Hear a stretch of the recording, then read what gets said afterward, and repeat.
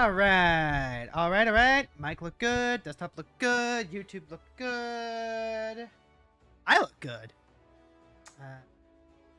Yeah, just a little. Hey there, heroes! My name is Hero Girl. I'm your friendly local neighborhood hero tuber, and I'm here to let you know that if I can do it, so can you. And today, I am ecstatic. Foundations gave us so many staples and cards. Did you know that we have actual factual rampant growth on Arena now? It's true. We have actual factual rampant growth now. Like, that doesn't sound like such a... Thank you, Fran. Thank you, Fran. Like, oh my god. We were running into the north and snowlands because this was the closest we had to our rampant growth.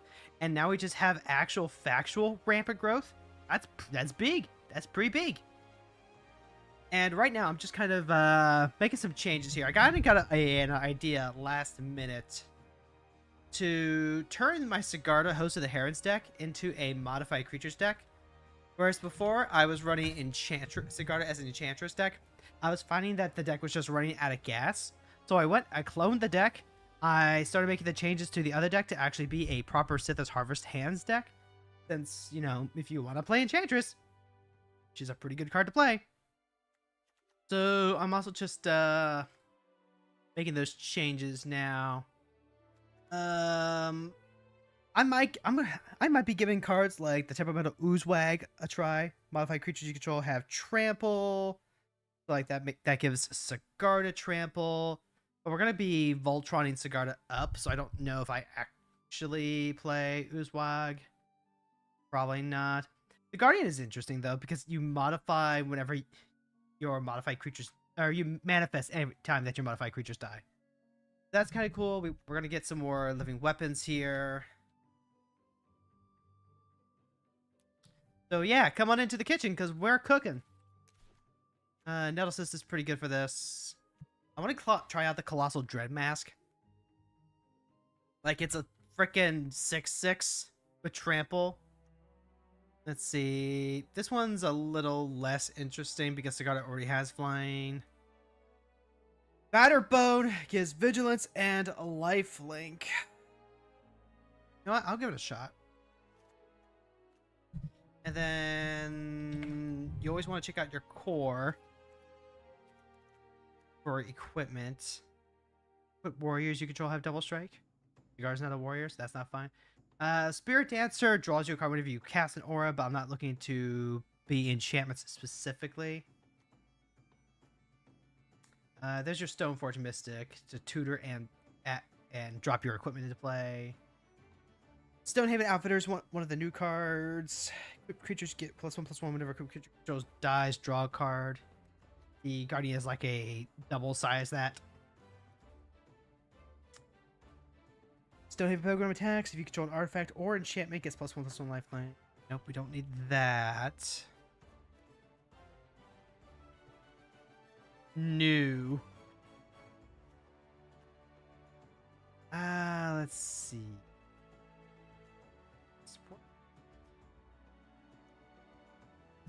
+1/+1 counters are a modification.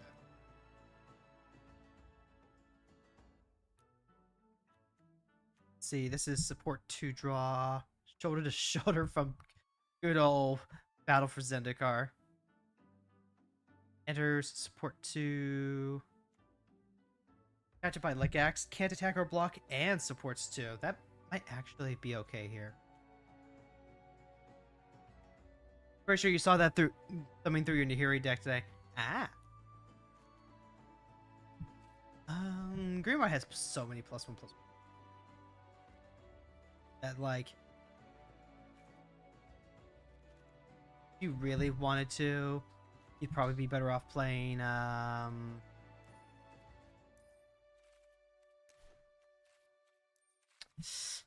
probably any number of other commanders. I gotta be careful here because if I tap on any of these, it's gonna replace Sigarda.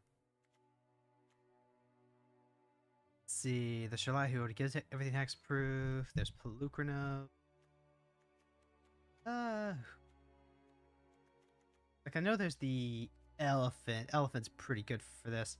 Kutzel is actually probably, like, one of the better cards to play as a modified deck.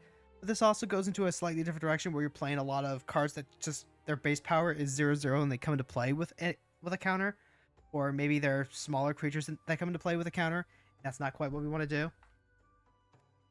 Is a good card, it's in the deck, but like that's not the goal of this deck specifically. I would love to have a Calyx Destiny's Hand for this deck, but we don't have that just yet. I want to get Sigarda Font of Blessings. She's on my short list of cards I want just so I can play an Angel Human theme deck. Here is this. Hamza, Guardian of Arishin. Cost less for each creature you control with a counter on it, and then creatures cost 1 less for each creature you control with a counter on it.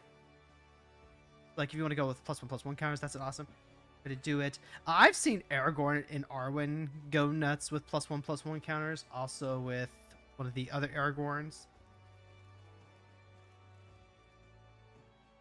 Like Aragorn in general, I think has a strong 1/1 thing. Yeah, Aragorn Company Leader. Fucking, whenever you put 1 more counters on Aragorn, you put one of each of those kinds on up to another target creature. So like if you want to put like a Bristly Bill into a deck, Bristly Bill actually probably not a.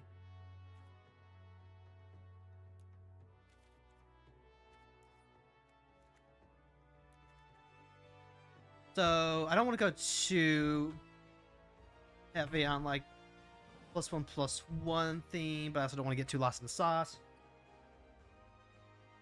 Why do I smell tuna? I think it's coming from outside. Let's see. I want to keep this Voltron-y, so we probably don't want to go like super hard into modified territory so much as we're just looking for cards that help out with modification. Like Calyx modifies with the +1/+1 counters. Kadama reaches and gives modified creatures you control trample. Okay. I've misread this card like several times already. Dugan is an enchantment that also modifies and also ramps. Pearl Ear. Whenever you cast an aura spell that targets a modified permanent you control, you draw a card. Pilgrim, Envoy. Envoy has Outlast, which is cool. There are also just like other really good Outlast cards. Actually, I've been meaning to build +1/+1 counter, basically green white hardened scales. So I might be looking at that in the near future. Also, we're gonna be playing raccoons today. Very specifically, need to play raccoons so I can get an idea of like how to get Mura going. But on +1/+1 counts on the Lion Sash. Lion Sash modifies itself. SRAM is actually just kind of like one of the key cards here since we want to be able to draw off of our equipment and our enchantments. Bristly, actually going to do what I wanted to do. Turns my lands to +1/+1 counters, makes it a little easier. We can try Bristly. Got 28 creatures, so we're already kind of creature light-ish. I'm missing the Starfield card, but that's in Jumpstart. I'm going to go pretty hard on the Jumpstart event that's coming out this week, because Jumpstart 25 has just so many staples that I want. I can't actually buy the packs. I'd be tempted to buy the packs, but I can't. There's probably going to be an entry fee for J25. We'll see how that works out. But there's so many cards in there that I'm so happy finally got to come to Arena. Very excited there. This might be it.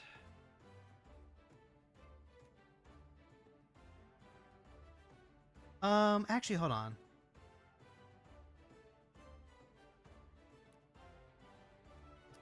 So, Glyph Elemental gets a +1/+1 counter as a landfall trigger, and then the enchanted creature gets +1/+1. This isn't quite Bristly Bill. Unicorn also modifies. Is not Bristly Bill. Greenheart Natucko. I don't want to go like hard into the landfall theme since we're not really land ramping too hard. I think Spring Heart Nintendo is worth running just because of the insects that it will create. And maybe that's better than Bill. Because we need it somewhere. And then Dread Mask is a core target. Batterbone has a really high cost. There are some equipment assisting cards that could perpetually reduce the equipment cost of said artifacts. I also don't have the Manifest Dread equipment from Dustborn yet. That's a really good core target. I don't have the Godsend, which was also in J25. Let's see, whenever this creature does combat damage, you draw a card. Trample draws a card. Think about this. Play to our strengths. There's Ethereal Armor. There's Cartouche. Lion Umber works really good with... Actually, let's go ahead and get like a...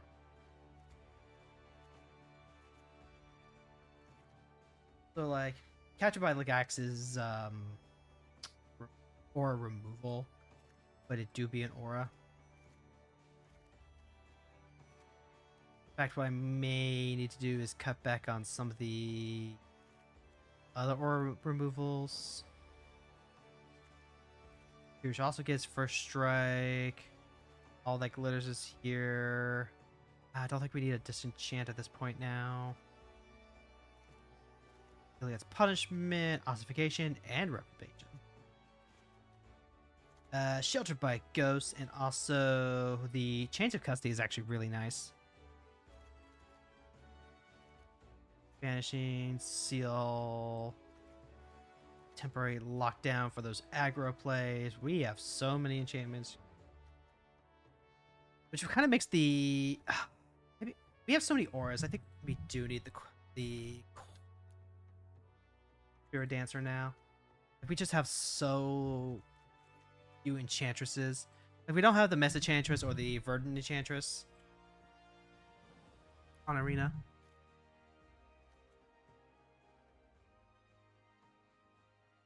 Otherwise, they would make the deck a little smoother. It's part of why I think if you want to play actual value Enchantress, you're probably better off going with Sithis these days. Sithis, Calyx, the 4-drop from Wands of Eldraine that I'm forgetting. This is also Aura. Season of Growth. We're going to cut that. That no longer works out. Rune of Sustenance. Rune of Sustenance being able to equip onto equipment is actually pretty cool. That makes me think that we should look at the other rune. The Rune of Might. There we go. So, is there any like other cool equipment that I would want to put in here potentially? Probably not Inchblade Companion. That's a little slow. +2 mace. Creature gets +2/+2 because it's +2. Reconfigure gave us some cool equipment. Now there's a Godsend from J25. Don't think you.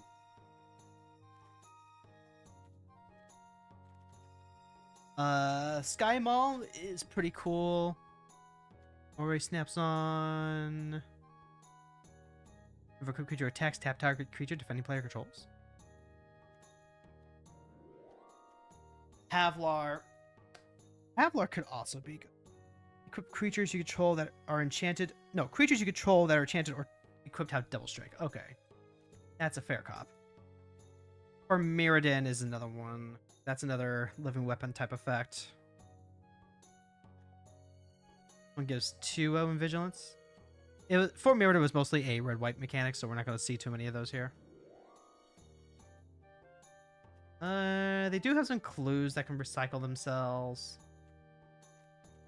The bat here do. When it enters attached to a target creature, whenever equipped creature attacks, tap. Okay, so that would like start out to get through. The battle chair. It's a Formidable, so basically makes a 6/6 with trample. It's kind of like the Dread Mask. Except it looks like the equip cost is much higher. Wolf Rider's Saddlebag. It's a wolf, attached wolf. Yeah, it's a wolf. Web Spinner Cuff is a reconfigure card. Second Forest Gain, Trample. This is another one that snaps on. I love the snap on.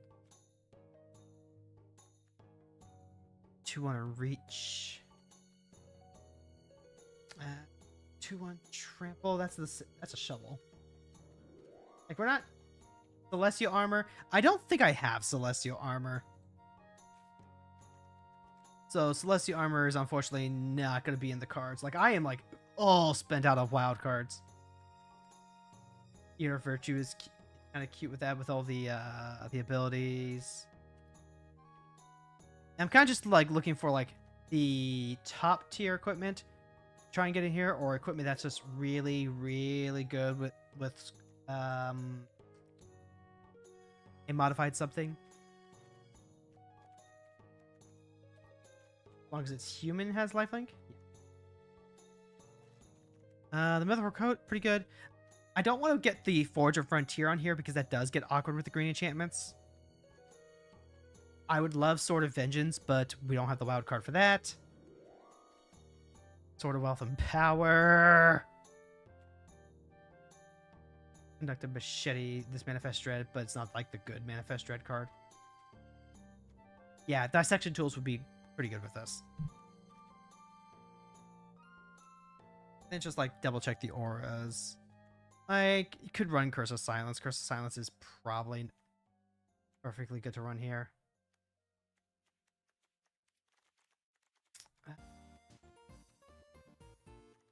Suiting up Sigarda. What can we suit her up with? But this is whenever a creature comes into play, gets +1/+1. Yeah. Already got the other cool stuff. And we don't need anything that gives her flying. Born to Drive makes a pilot token. If you're playing like a commander version of this with multiplayer, I highly recommend Cage of Hands, very specifically because if you're playing against someone who likes to play stuff like a Tali, creatures that have strong ETB effects that you don't want them recasting, then having a recastable pacify that you can just yoink back to your hand to continue getting Enchantress value. That's a good way to keep up in the long game. Cathar's Call,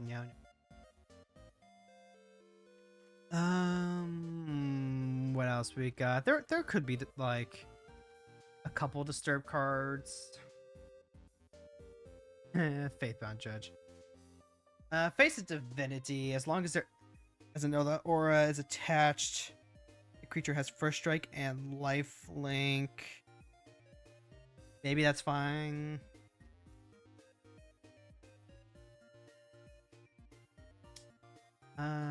What else we got?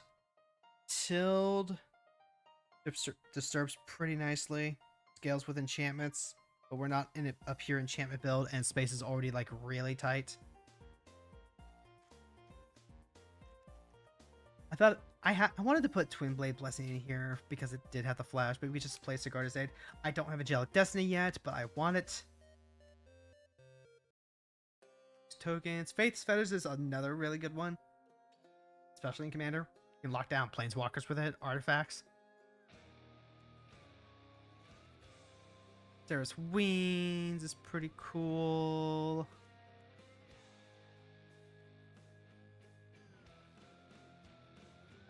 There's the Celestial Mantle. What is this? Enters, draw a card, 1/0 trample. That's basically the rune.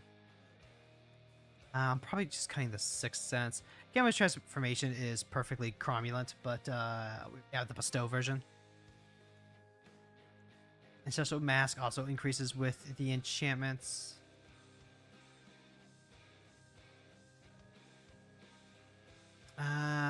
think I'm gonna end the digging there. Let's go ahead and get the cuts because I want to like get playing with the deck.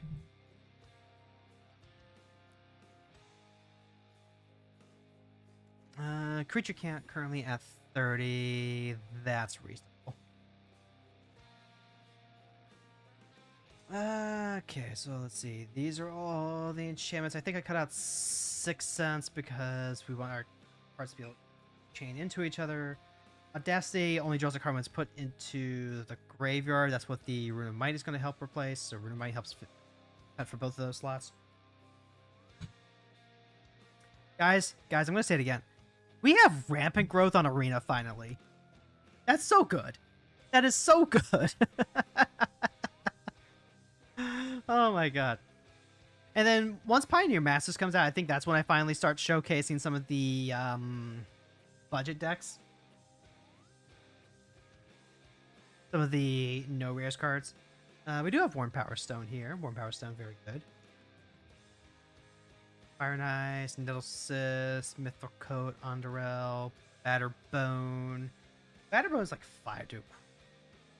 That's Vigilance and Lifelink. Is that worth sometimes? I feel like that's probably worth a non-zero amount of the time. 2 mana ramp, too slow, Kappa. Let me like stick the cards over here. I might actually end up cutting. You know what? Let's cut Sigil of the Empty Throne. As weird as that sounds, because we're focusing less on pure Enchantress. Like it might be correct to go ahead and cut set this, but we have so much enchantment density, like general enchantment density. We got 37 enchantments in here. That she still works. Golden Tame is gonna be a-okay. Like sometimes we will just get free equipment from the Golden Tail trainer. Hopefully, ideally. Actually, hold on. While I'm thinking about it, I probably play Wandering Emperor here. And then also, what? Basri? No, probably not. Yeah, but we do get at least the Wandering Emperor.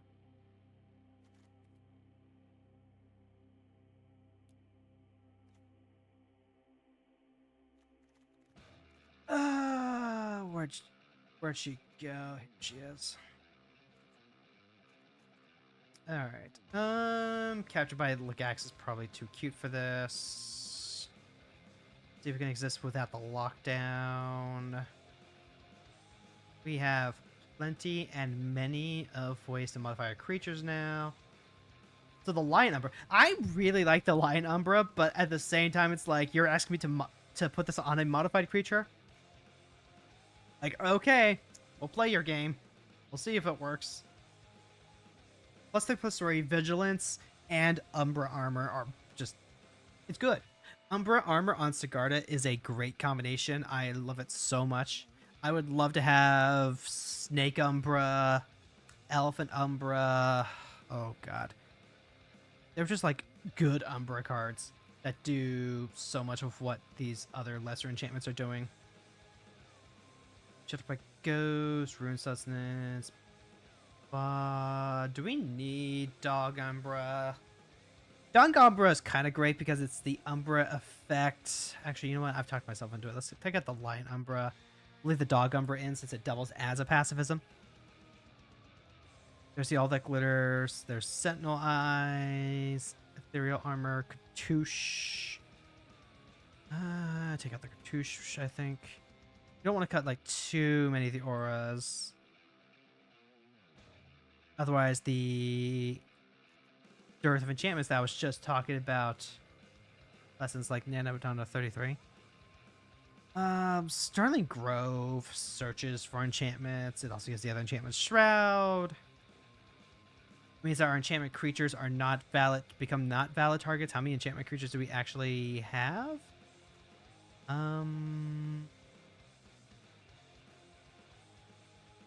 Not a large amount. 3, 4, 5, 6, 7, 8. Yeah, that's probably fine.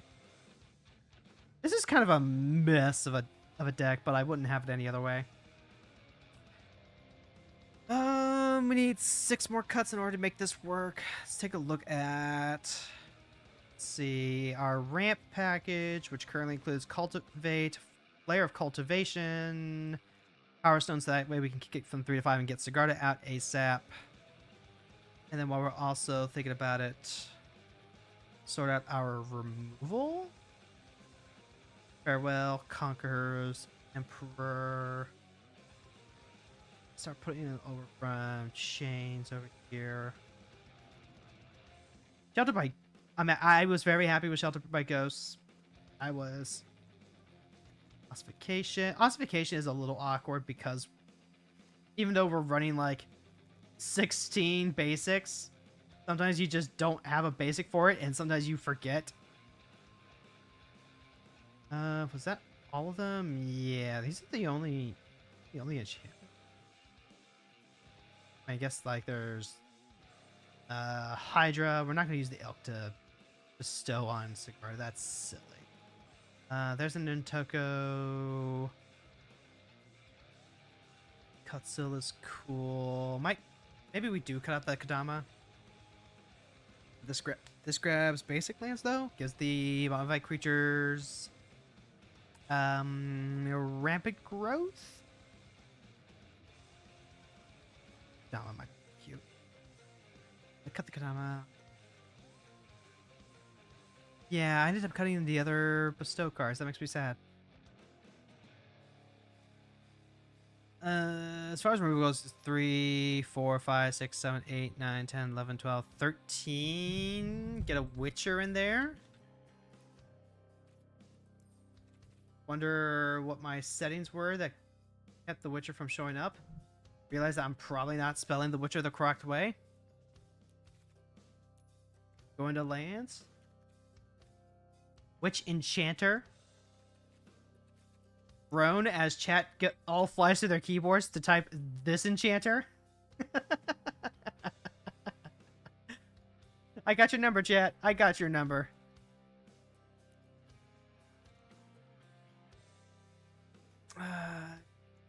Okay. Things like the Cestesian Champion do just kind of get a little worse. That's fine. Yeah.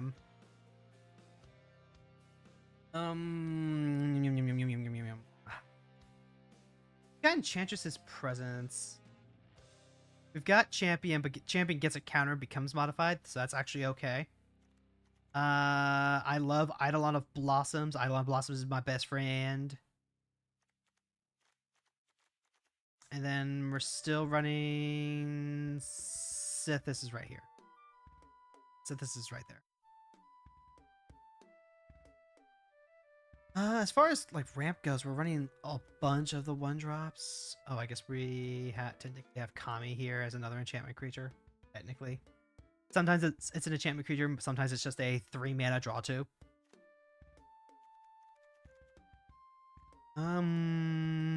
Still wants to guard. I think the ossification is just awkward enough that we can try cutting that. The timing of Safekeep was actually for protecting other things. But we don't have to worry about that. Even the rampant growth, because I like the rampant growth. Then we still need to make 4 more cuts, but they're not going to come on this side of the map. They might come over here. Like, it's interesting, right? We have... like, pull out all of our... Not the Enchantress's Presence, but the cards that draw. So, like, Blossoms, Champion, SRAM, Spirit Dancer. Satyr Enchanter is another one. So, like, we have cards. SRAM triggers specifically off of auras rather than the general enchantments. And as far as general enchantments go, we only have the Presence, the Sterling Grove, and the Authority.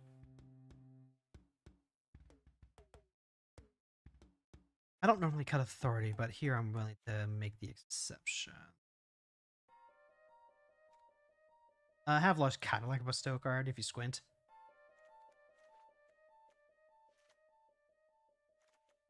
Kutso is an uncommon Grand Abolisher. Kind of. Just a little bit. Oh, I forgot about Calyx. Sterling Grove actually just kind of gets with the increased might of the enchantment lands. Stoneforge cheating it into play. Lion Sash. What is an equipment? Pearlier is theoretically drawing me a card, which is kind of why I had the Season of Growth in there. Whenever you cast an aura spell that targets a modified permanent, you draw a card, as opposed to the enchantment that scries whenever creatures come into play, and then whenever you target them with a spell. Is Pearlier too cute? Might be. I did cut Light Paws.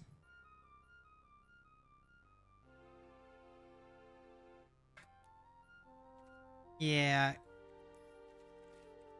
If we can get... This is whenever an aura enters, search your library for a lesser aura, and then attach it to Light Paws. This kind of makes you want to stack it all in Light Paws. Light Paws by herself is actually pretty nice as a mono-white Voltron version of this deck.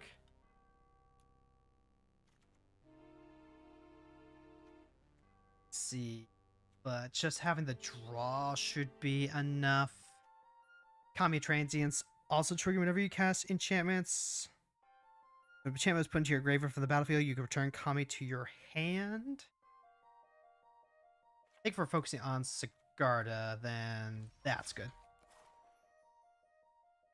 I do want to change up the sleeve, though. What kind of sleeves? We should have plenty of. I am so happy with the change in the Mastery Pass. I don't want to use Heliod. Fuck that asshole. I could go with Night.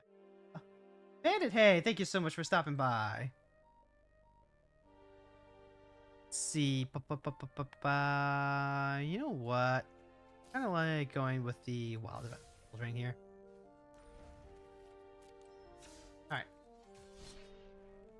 So we'll get someone with Sigarda, and then we'll try out the Trash Panda deck afterwards. Like, those are both cards that I am in desperate need of tuning. And oh boy, Sovereign Okinekahau has the deck building going. We're gonna find out. Whenever attacks for each creature you control base power greater than that creature's base power, put a number of counters on them equal to the difference. This is another really strong counter themed deck. We have the sustenance here. We've got Rampant Growth, Golden Tail. We'll get the 4 mana just fine. I'm just concerned about whether we're gonna live long enough to get there. The Golden Tail Trainer could potentially help with that. So does the Rune of Sustenance, plus we get to lead off on Surveil Land. Canopy Vista. We could Rampant Growth next turn. Canopy Vista becomes a guaranteed untapped land. Yep, there's the Elvish Mystic that they have. I am just so excited that Rampant Growth is here. Alright, now that Canopy Vista can be played, we can play Golden Tail and Visitor. Ah, there's the Oran Reef Ooze! Let's see, and this is whenever he attacks, Ward 2. So we probably want to drop the Pilgrim this turn, as opposed to the Golden Tail Trainer. But the cost is already reduced by 1. We're going to be at 5. We could grab a Reprobation. That becomes a 3-cost card. We would have to top deck into another enchantment to make that work. I think so. Yeah, so we can always play the Golden Tail Trainer if they don't. So let's go ahead, grab... Not Chains. We want to make sure that he just does not attack. We could grab Dog Umbra. Dog Umbra would be 1, 2 with the wards, 3. So if you hit another one, that's great. Otherwise, probably Reprobation. Probably Reprobation. Action. Yeah, let's grab reprobation. So now that they know that they have to play around that, he's a 4-drop, so they could play him this turn. We don't get to play Sigarda if that ends up being the case. Yep, there's Big Cat. Taking 4 here. Ouch. We're gonna need that Rune of Sustenance to, like, catch us up in a hurry. Alright, so here's, like, Ganjo. Don't think we have a choice, so we pay 4 mana for this. You play this, he gets a 1 mana discount. Curse your ward too.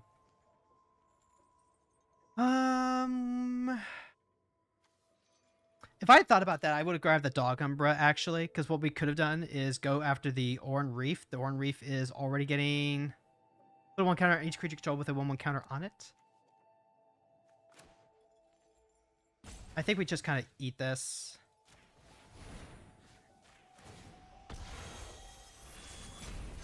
Yeah, we're just going to have to eat this turn. And we're going to have to eat the damage from the Oran Reef Ooze. This is not good. Like, the Sovereign, Okinika Hao just has really, really fast presence if they get something like a Reef Ooze out.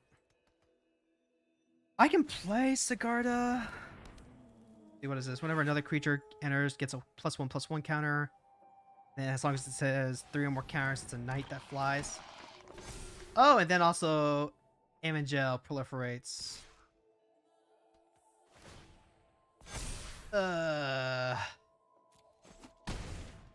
Okay, so we have to get Sigarda down now. There's another land. What could I do? I could potentially go Golden Tail, try and play Sword, and Rune of Resistance on top of those. None of that really helps. I'm going to get absolutely ass blasted over here. So there'll be, what, 3 for the tail, 2 for the sword.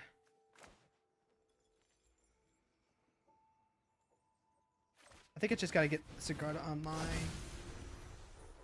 Sacrifice the Pilgrim. I would love to put the Rune of Sustenance on the Sword of Fire and Ice, but that's not happening. It's 4. That would be 7. So if I draw another land, like, I can do it. And then the Sword of Fire and Ice deals damage. That gives me extra health. I want to hit this Evangel as soon as possible. So if we hit another land, we're fine. Otherwise... like, I think... I might still be able to go Sword of Fire and Ice. But this is what? Only as a sorcery? Put a counter? Okay, never mind. It's actually just, like, too big to fucking shoot now. I mean, the plus side is... there are... okay. So we can chump the Oran. We take 11 in the air. Take 20. Hate that. Okay, so if I don't draw, like, removal, then that's actually GG here.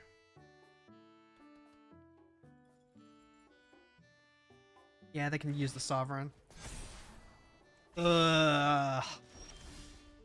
And I could, like, Rune of Sustenance to try and, like, draw into an answer.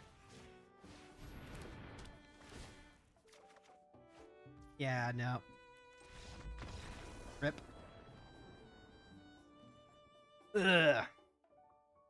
Not choosing the Oran there is actually what killed me. The Oran just got too out of control too fast. So grabbing a Ossification or a Dog Umbra would have been the better play there. Probably Ossification. Kona Rescue BC. This is going to be hell. Batterbone, Havlar, Satyr, Enchantment. This is nowhere near fast enough to deal with Kona. We need interaction to, and ideally something that will. There's no green here. We can play the Helios Pilgrim, but we're playing that on turn 3. The opponent gets to go first, so they go turn 1, Elf, turn 2, drop a vehicle or a Springleaf Drum. Turn 4, Kona, drop Gulta, kick our ass. SRAM and Stoneforge.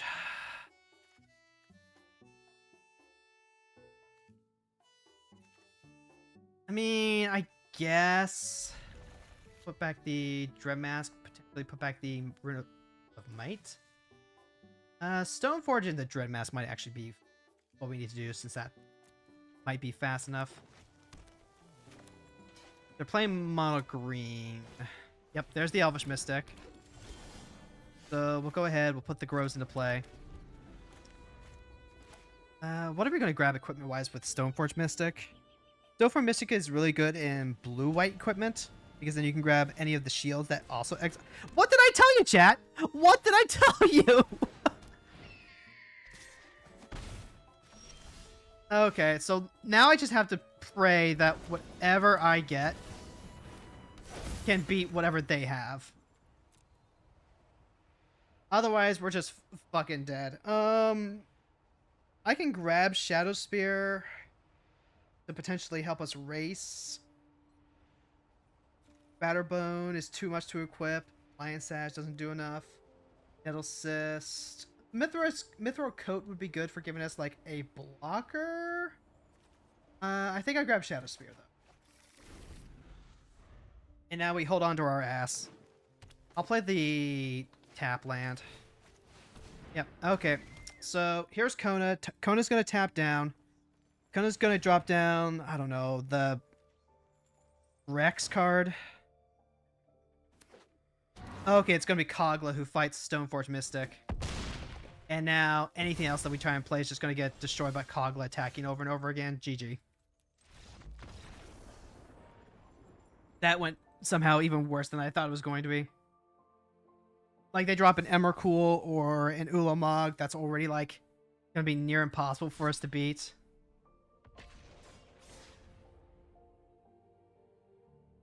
And we mulliganed a couple of times, too, to try and find the answer.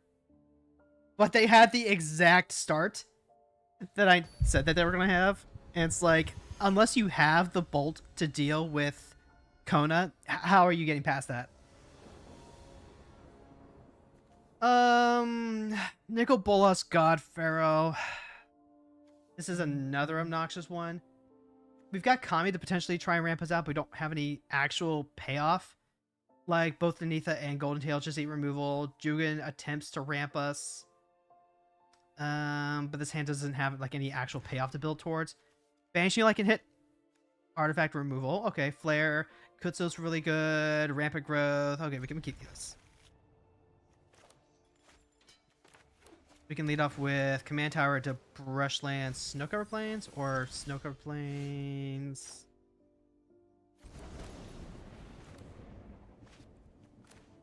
Let's see. We'll have to go hardcast the Flare of Cultivation, I think. Alright, they're going to go Mind Stone, which means we do have the go-ahead. Grab Forest. 4 mana. They haven't Thought Seized us just yet. Fear of Ridicule. Enchantment creatures you control have Menace.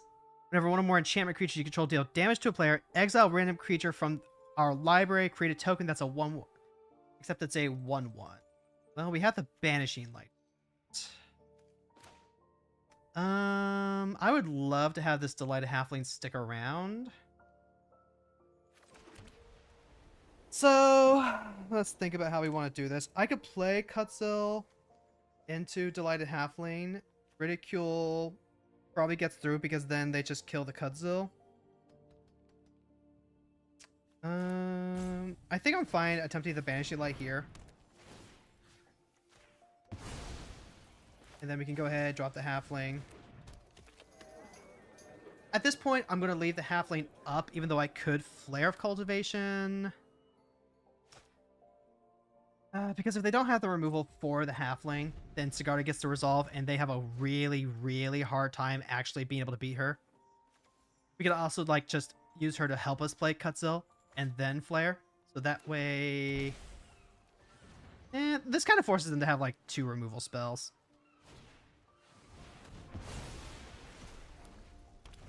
What in the... Then put it onto the battlefield under your control. It loses all other abilities. Okay. That's cool, I guess. They did leave out blue, so they can still shipwreck Sigarda. You know what? I could warm Power Stone and continue ramping ahead. I think that's what I'm going to do. They're currently at 4, 5, 6. They can cast Nicol Bolas. I'll lose my Flare and my Sentinel. I hate that. But then they can't do anything about Sigarda. Oh no, they're going to cast Ragavan so they can try and commit crime. I mean, okay, sure, yeah. Yeah, it loses card types, no abilities. I'm aware. Like 4, 5, 6.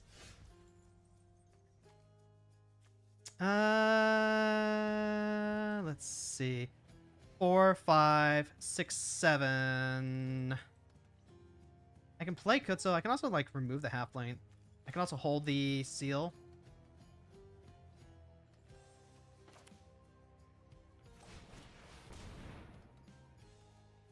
Pretty sure they counter Kutzo. Yep.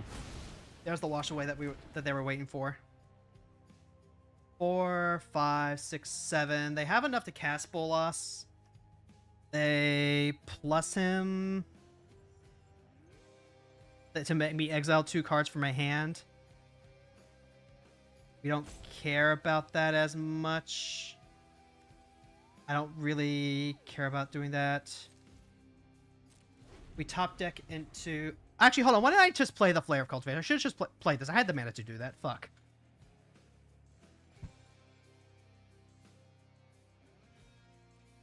I messed that up. I should have played my Cultivation and gotten an extra land off of that. Exile card perpetually becomes an enchantment. Chat, you have to understand that I will literally just say things. Oh, they're actually gonna, like, try and commit crime? But why?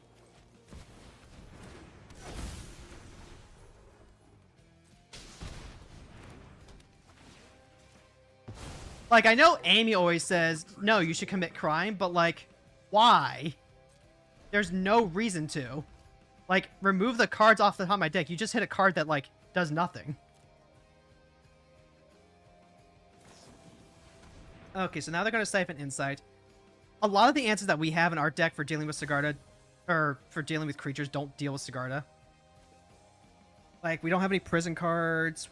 We don't have a lot of enchantment stuff. We get to cast Sentinel's Eyes now. And then also the Flare of Cultivation. Would have been nice to have the Kutzel so that way we could start drawing. Oh, they hit Jugan. That's... Alright, and then also a Reanimate.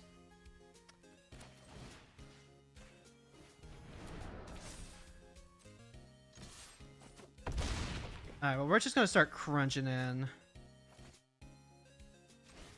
Cast Flare of Cultivation. Put in white.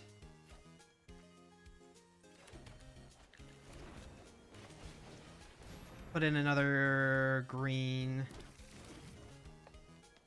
Play out white. Pass turn. Like, we're hellbent now. We can recast the garden, no problem.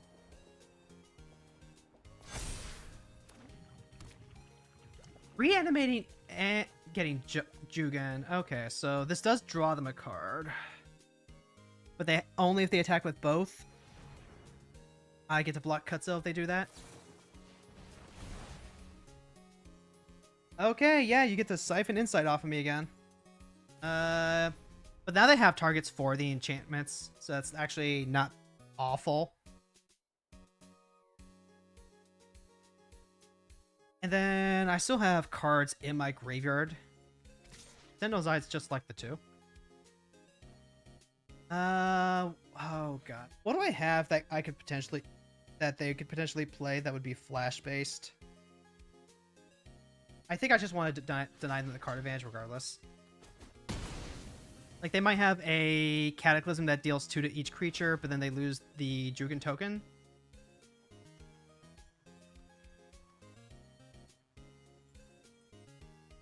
And like, if that's what they do, then fine. I do still have the... Okay, it's Spiteful Banditry. That would do that. That does buy them another turn. They got Monkey. They got one more card. They're running pretty low on advantage right now. SRAM is pretty cool. So I will play SRAM. And I will eat 2 cards. Draw a new card. I get to play Sigarda's Aid now. Our devotion to white would be pretty high, right? Let's see. Another creature control enters, pay X. Right now, this game is kind of more obnoxious than anything else. Like, they have removal for SRAM. We've already gotten value off SRAM, so we're card neutral on them. This would be what? 1, 2, 3, 4, 5, 6, 7, 8?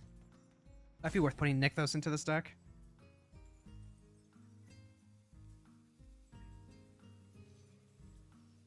They're at 12 life. Right now, this is currently a 3-turn clock since they can block with the Remnant. They also had, what? 1, 2, 3, 4, 5. Just not exile that card. This was promised. Okay, so now they get Arts at this. That's... Again, obnoxious. Tasha is... Okay, sure, yeah. Here's Sword of Fire and Ice. I get to draw off SRAM. Attach it to Sigarda for free. I have this Dog Umbra that lets me... Yep, I get the draw off there. Great. This is what? Attacks other modified creatures get XO. Go to combat. Swing up here.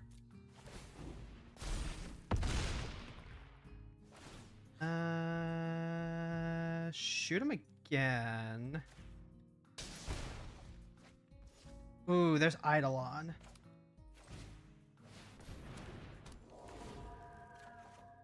There's Fable Passage. Go ahead, crack that.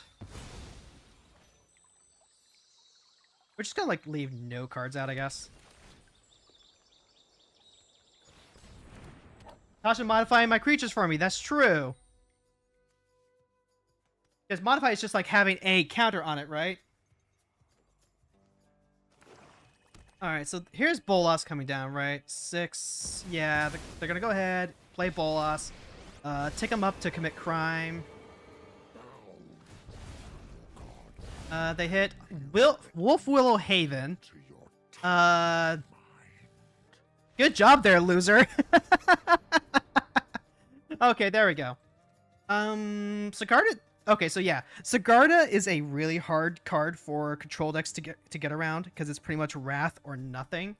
I really like having the Dog Umbra because it is Wrath insurance. It stops the Damnations and Wrathagobs from wiping Sigarda out.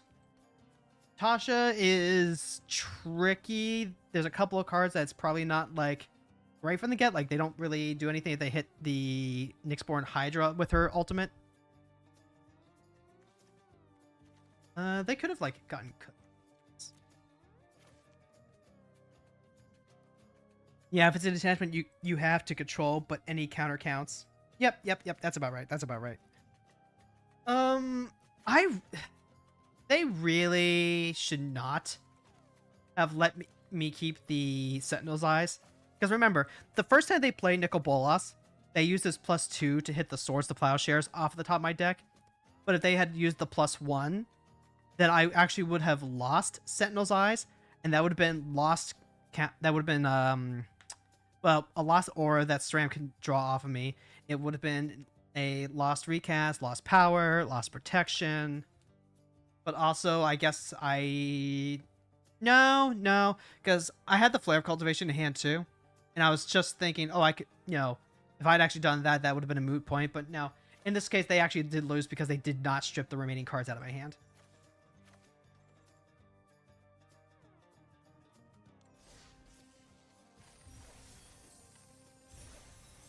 No boosty pack? No boosty pack. That's going to be next level. Okay. But we did get like 300 gems.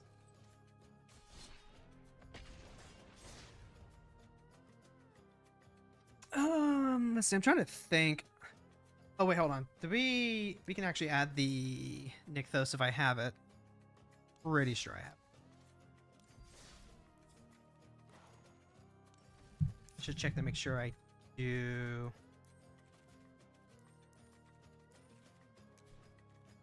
Nykthos. Got the Cavern Souls in there already. That's good. There we go. Nykthos Shrine to Nyx. Then we'll cut out a forest, maybe the Crossroads. Probably the Crossroads is good. It's good scry.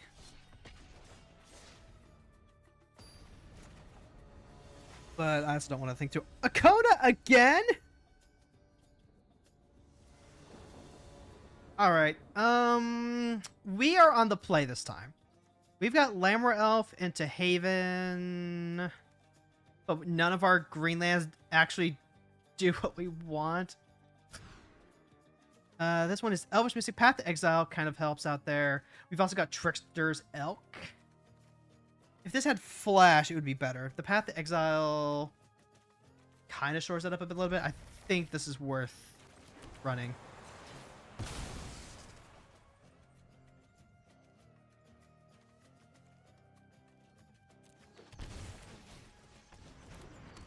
Alright, so we play the Elvish Mystic. We'll play the Naturalist next.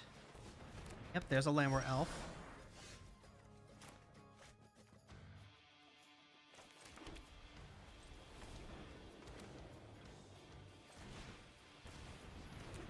Now, we could also try to, like, Path to Exile the Elf on their upkeep.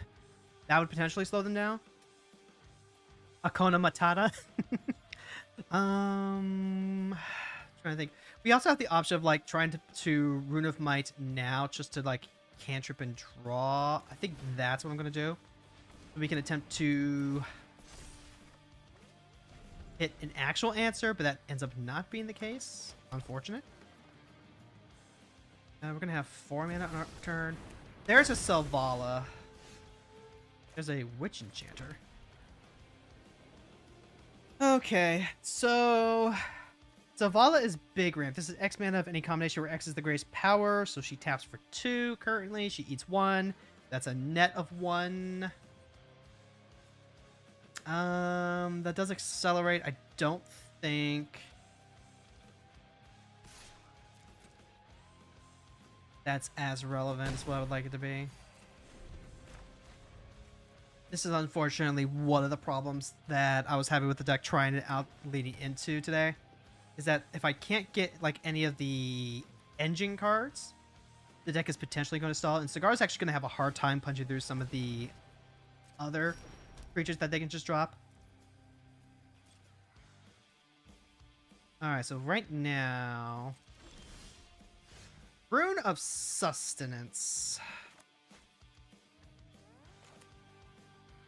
I kind of want to hold on to the Enchanter. They might be trying to play around the fact that I can Path to Exile to get rid of Kona.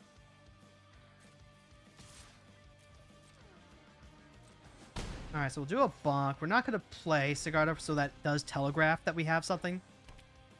Nykthos. They could just start hardcasting. Which, hey, Vaultborn Tyrant, or another creature you control power 4 or greater enters, gain 3 life, draw a card. And then Selvala also triggers. Let's go ahead and do that response. They no longer control a creature by the time that the effect resolves, so I don't... Oh, they do get the draw. Yeah, that's nice. I'm going to go ahead, pay the 3 life here. There's Sigarda. Now we get the draw. Heliod's Punishment. If we had Sigarda's Aid, that'd be pretty. But I'm gonna hold on to the punishment in case we need to use it on the next turn.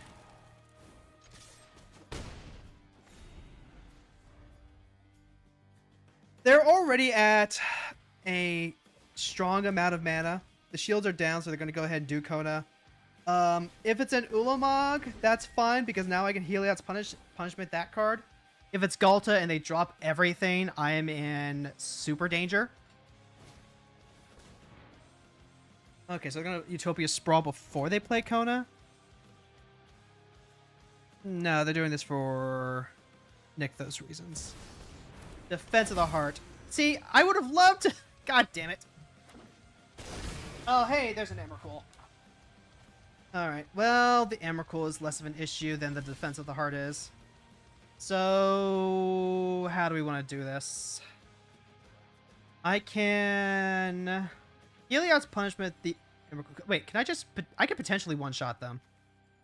If I do this right, I think I can. So then, let's Heliod's Punishment, the Emrakul, because this is only protection from instants. Yep, now there's no abilities there. I'm going to... have the Elf. Here's Nettlecyst. And now... Let's see, you make a lot of mana.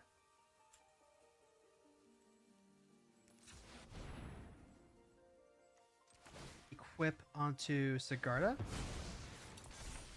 Go ahead and attach to the Cyst. There's a Warm Power Stone. Elk U. Elk Kona, I guess.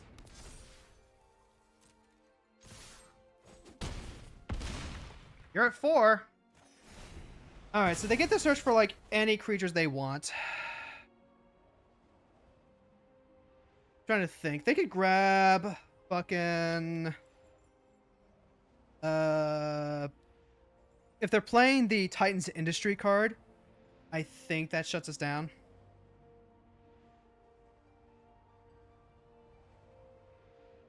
I tried to go big.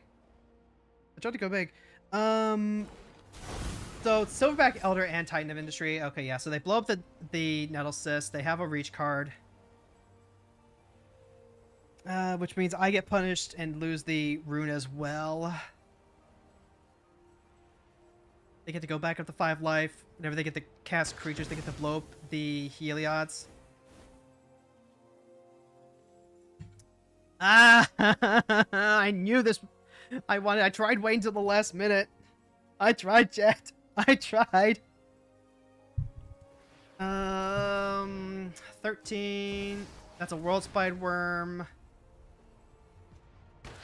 They blow up Jukai.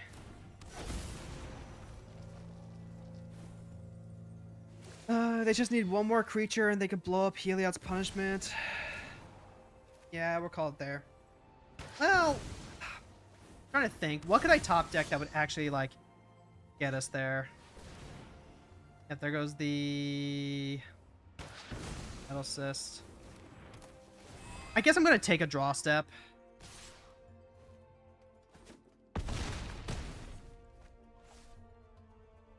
But I have a hard time imagining what is going to help me deal 4 additional points of damage. Seal from Existence does not get us there. We can take out the Titan of Industry. The Silverback Elder draws them a creature. If they draw a creature, then we're cooked. But, like, I might be willing to gamble on that. And then we can, like, block. So this is what? How much damage is this? Creatures you control get XX, where X is the greatest power among creatures you control, so they can just overrun and kill us anyway, actually.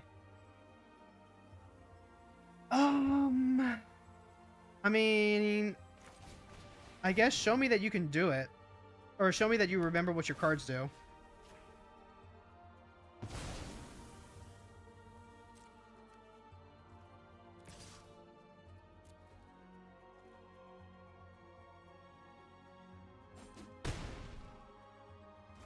Like, we missed that out on just, like, damage. If I had played the Power Stone, that would have gotten one more point of power now that I think about it. Okay, yeah, that's an Elvish Mystic. Yeah, GG's. We came close.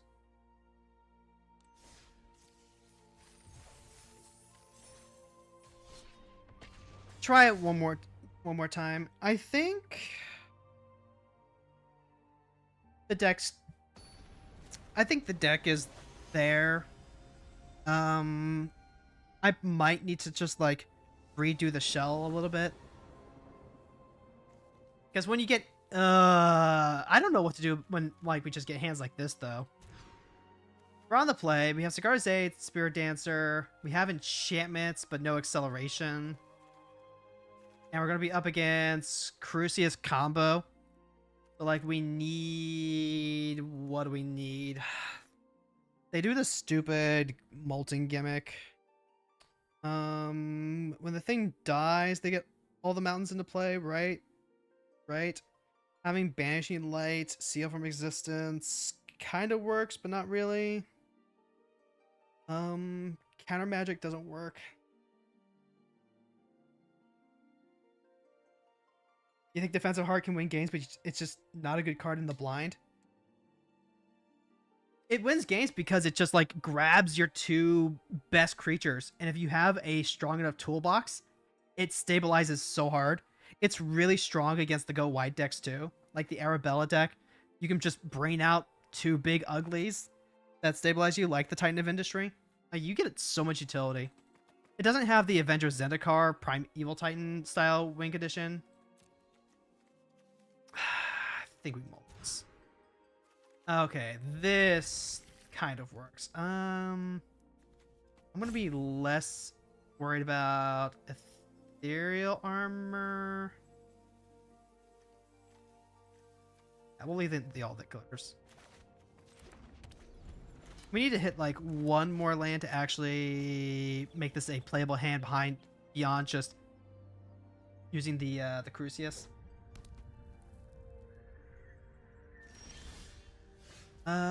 Colossal. We do get to go first. Landwar Elf isn't quite what I want. But the combo deck isn't really running like removal. They're more like running Village Rites, so they can, in response to me attempting to plow their win condition.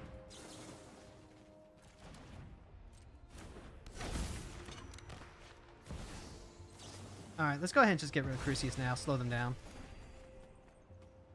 Make sure that the Mox Emperor doesn't actually tap for mana. Then we can get the Juggernaut on the next turn. Heliod's Pilgrim. That's a term card. Tap Elf, tap Monk, Light Pilgrim.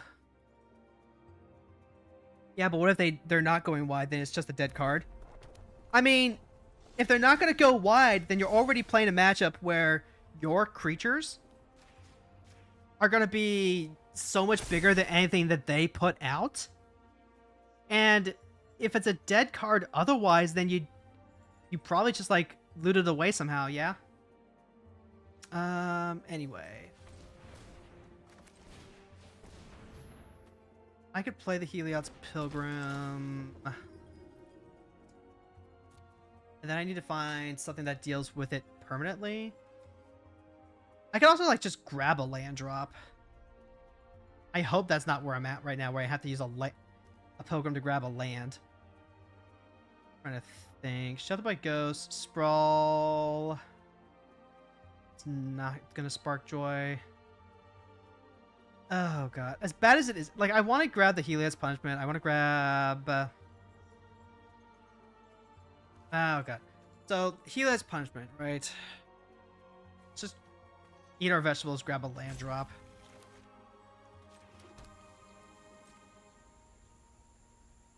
And then, hopefully, maybe something next turn we can do something cool.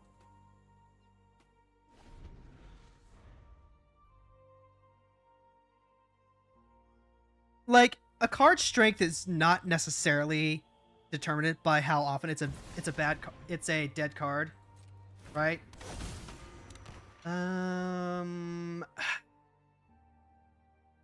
So at this point, Crucius. There we go. Yep. Like we just have to. Maybe we just have to try and make it so that way they can't dig for it. Or is it? I think at that point it comes down to preferences. If you want a card that is good in every single situation, then yeah, it's probably not what you're gonna want to do. This is play X to modify it. We get to put one counter on Sigarda. Alternatively, this is play the Dread Mask, hit for 6.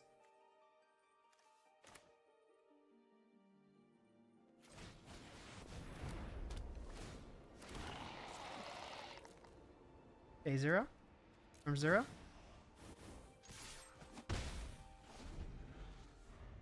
All right, if they have like just chaos or whatever, then they got it.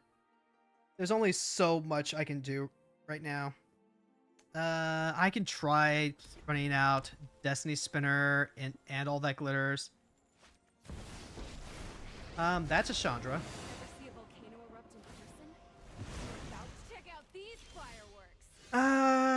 Yeah. All right, let's go ahead, hit Chandra. That buys them an extra turn. I kind of crashed and burned here. Let's grab our Shockland.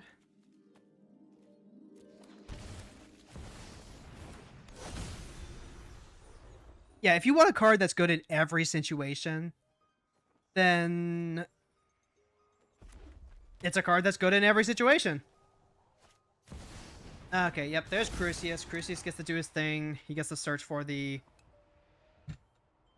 gimmick card. And I don't think I can get Possibility Storm?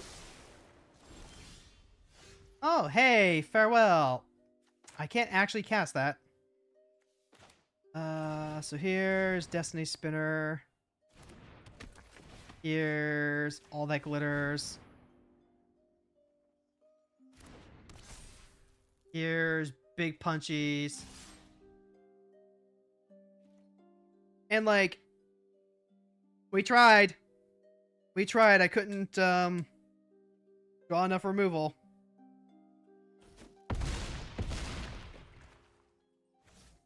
The Chandra was a nice top deck, but a fair deck like this is going to have a hard time beating a gimmick combo deck like this. I mean, we can hope that they bricked right, I guess.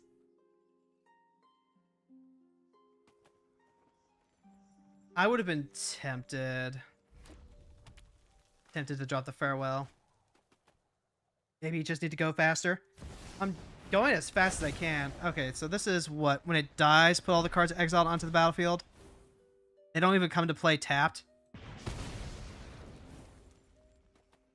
Yep, and then all they do is show me that they have the sacrifice outlet. This is the only card that has the 6 mana value, by the way. Alright. Well, if we top deck into a land, we still have a chance.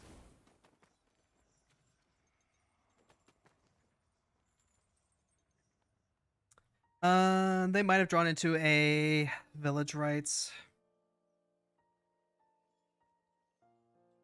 Village Rites would get them there. Top deck land, no sack outlet one time. That is not. That is not. That is not a land. Okay. Attempt to win in the air, I guess. Hold on. Those volcanic guys, it's volcanic. It's an instant. Yeah, so they don't even have to, like. Okay, yeah, you got it.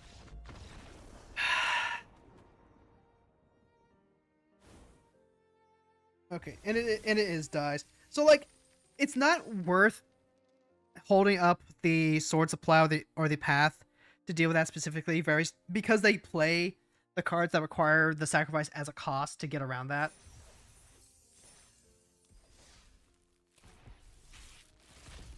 Oh, there's our rare wild card. And it's another Zul Asher. That's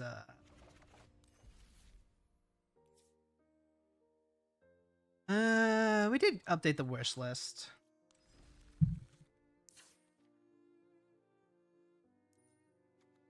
Let's see.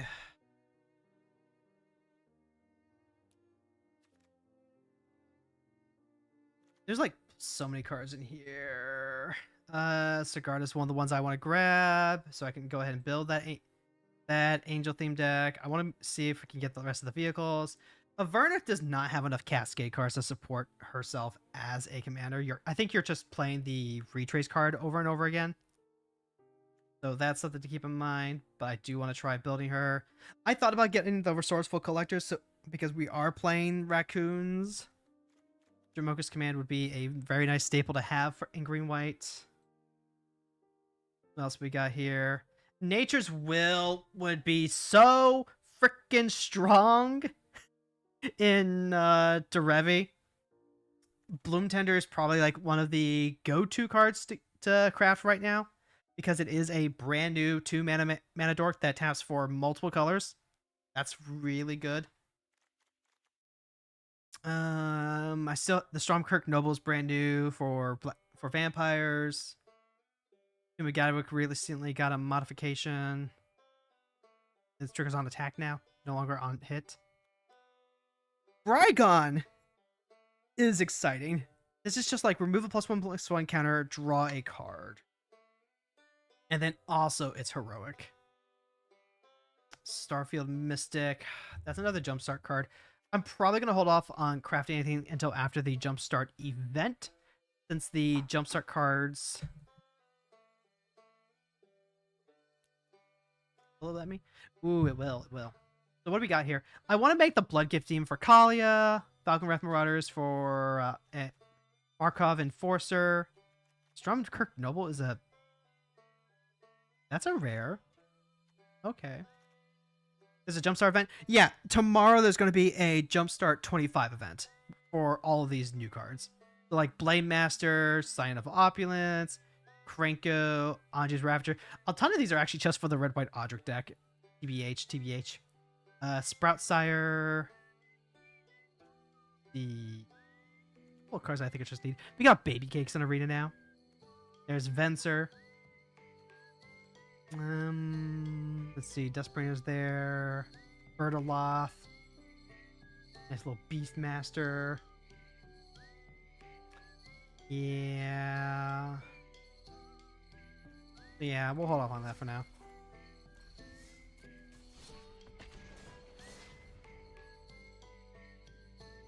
Hold off on crafting, but like, let it be known that I'm doing some heavy kitty eyes at Sigarda right now.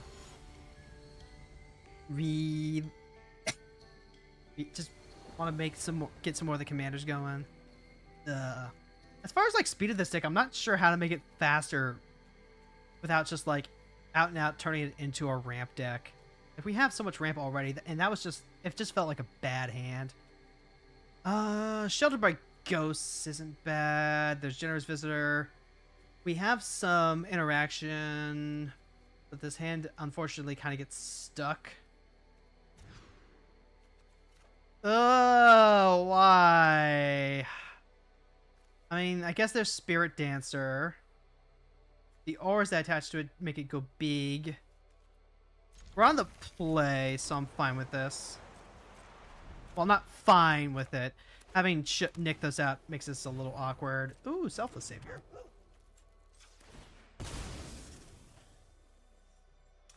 Probably should have done this in response to the casting of Selfless Savior, just so that way we don't have extra priority being passed back and forth. Command Tower, I'll leave that on top. Alright, there's Spirit Dancer. She is ready to get babooshed. Courage. Signet, okay. Snow-covered plains. Now we have a quandary. We could attempt to suit up the Spirit Dancer. But I think what I'll do instead is pass turn, hold up Dog Umbra. So that way the Dog Umbra takes a hit and we get to draw off the Spirit Dancer. We'll have Nykthos next turn. Alright, so there's a ready. You give your end step, each opponent loses X life and you gain X life or X number of ores you control. Yep, that's 0 this time. Here's a shrine. We could play elves, get ready for Sigarda next turn. I was planning on playing the Batterbone.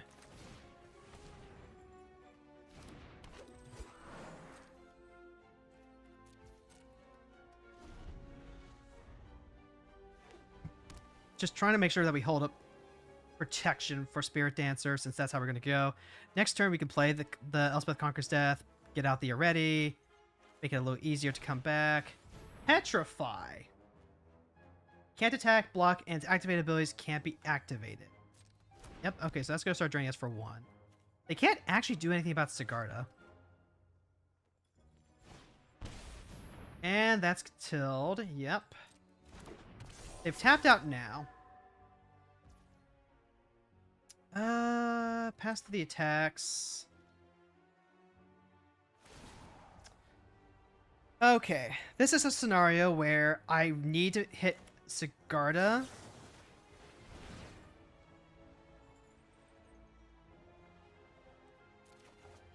There we go. That's the land I wanted.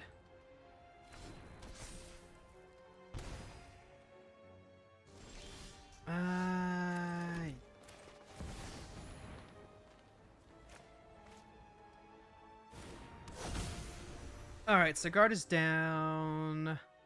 Horse Spirit Dancer just bounces with a red. Let's see what they got from here, because right now it looks like they're relying really heavily on the Confluence and the Signet to cover for their black costs. They can hit the Spirit Dancer now. I've already gotten the cantrip value. So any removal that they use on the Spirit Dancer means that I'm currently in a good position. Nykthos also taps for 4, which means that we can go ahead and... Aha! I see! Well... arresting the Spirit Dancer doesn't do too much. Okay, let's think about this. What flash enchantments could they potentially have? I guess they could potentially have the Double Strike? Let's see. This is 4, 5, 6. I've got 6 mana to play around with. I could go Unflinching Courage, make Sigarda big. Halvar makes it so that way Sigarda can just like punch through and then not die. I kind of like that.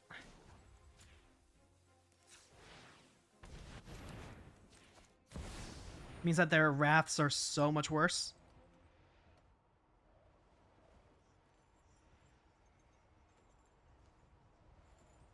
Means that even if they have Double Strike,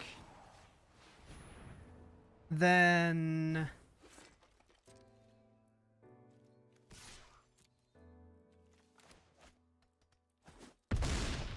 Okay. Message achieved. Let's go ahead and drop the Batterbone now.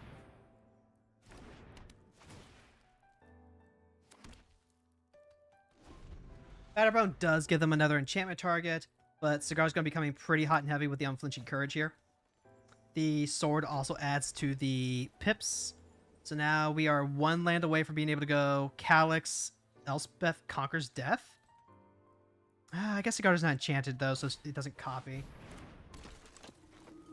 Return target creature or enchantment card from your graveyard to hand. Whenever enchantment you control is put into the graveyard, she gets a counter and then scries 1. So I guess we just go Calyx Unflinching Courage then. Sentinel eyes. Now that's fancy.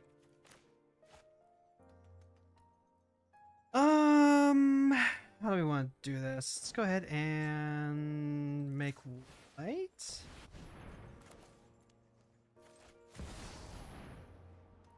This is 5 mana to equip. Yeah, we'll put a counter on Sigarda. We get to draw a card off of Core Spirit Dancer. Oh, that's right. We get to draw a card off of Core Spirit Dancer. Into the north. If we did hit a land, that would have been great. Alright, we get to draw another card off the Sentinel Eyes, which I'm doing just for the power bonus. Layer of Cultivation, you say?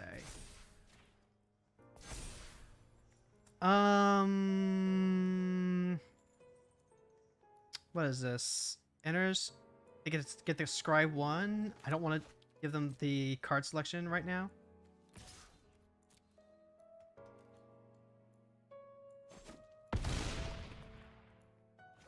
Massive boosted life. And now we get to... what do we want? Dog Umbra? Create a token that's a copy of non-legendary treatment you control. Do this only once each turn. Yeah, let's go ahead and create a Dog Umbra and attach that to Sigarda. May as well eat the elf, yeah. I'm thinking about it. I think there's a reason not to, though. Because of Neva giving them the additional scry. Like, it's a small thing. But it's one I don't anticipate. Or, it's one I'd rather just, like... I don't have a reason to do it beyond just, like, denying them a life drain. Meanwhile, Sigarda is very well protected. They would have to have exactly a Fall of the Sun or a Farewell to deal with her.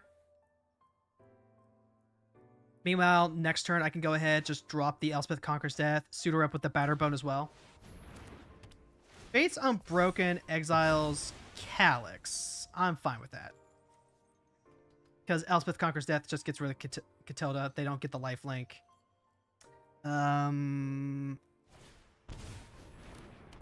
Also, the Reprobation isn't going to do a whole lot. Because we can just, like, swing that over.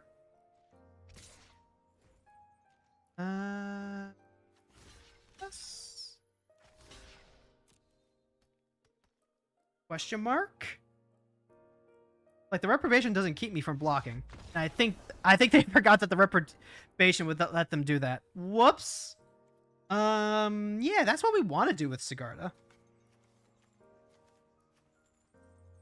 They only have, like, one card in hand, so... I guess they just, like, didn't see any of the gas that they needed. And, like, hey, you know what? I feel you. But also, opponent probably CD about hexproof on Sigarda. True! True! Like, look at this bitch. Sigarda is, without question, one of my favorite commanders of all time. I pulled a copy at the Avon Restored pre-release way back when, and she's been a long-time favorite since. The one I have in paper, at least when I did have her, built to, before I sold my collection, was the traditional Enchantress build, but it was also a heroic build, so it had, like, the Winged Seed Rider, the Hero of Eros, and all that. Alright, so... hexproof commanders make you sad. Good! Good! I'm gonna go ahead and be playing Mira for the rest of the stream, but I'm gonna go ahead and take a short break. Don't touch that dial. I will be right back. And we're just gonna hardcast the Avacyn. Yeah, we drew your favorite card. Yeah. I maintain that Avacyn is in fact Kalia's girlfriend. And that the two should never be separated. But you separated them by cutting Kalia from the deck. Oh no, you're right. Oh no! Wait, did they just try and bedevil Avacyn? Oh, Oh my god, the feel bad. that poor soul. They might just be out of luck here unless they draw one of their few exile removal cards. Yeah, for real. Like, we're just gonna bash in. And Mhm. then we've got so much gas right now. And so much mana. The bank job really is very strong.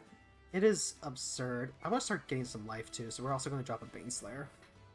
Because, like, there's no kill like overkill. And, like... I... You yeah. go ahead. Oh, yep. Okay, so... Oh. Yeah, okay, they can definitely get rid of their own golem.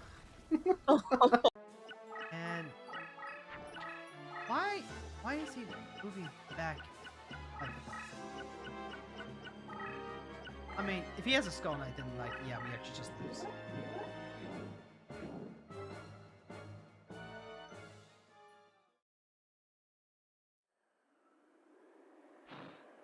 Well...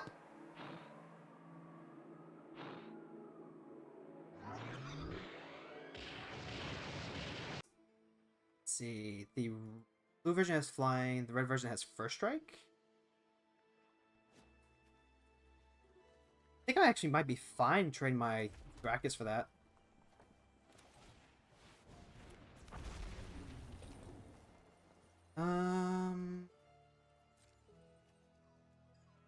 Let's see. Yeah. Oh, that's right. Oh my god. That's game. That's game. Holy crap. Oh my god, I forgot he actually just had a skill before specialized. Whenever he attacks, another attacking creature gets XO to end a turn where X is Scanus' power. Thrakus doubles. Oh my god. Alright then, raccoon time. So this is another deck that I'm messing around with. It's red, green, raccoon ramp. And... oh boy. So there's some good utility raccoons in here. I'm starting to think that part of what I need to do... some of these raccoons just ain't cutting it. And I think they're probably just better to replace with... regular mana dorks. The Roughshot Duo I think has some actual utility.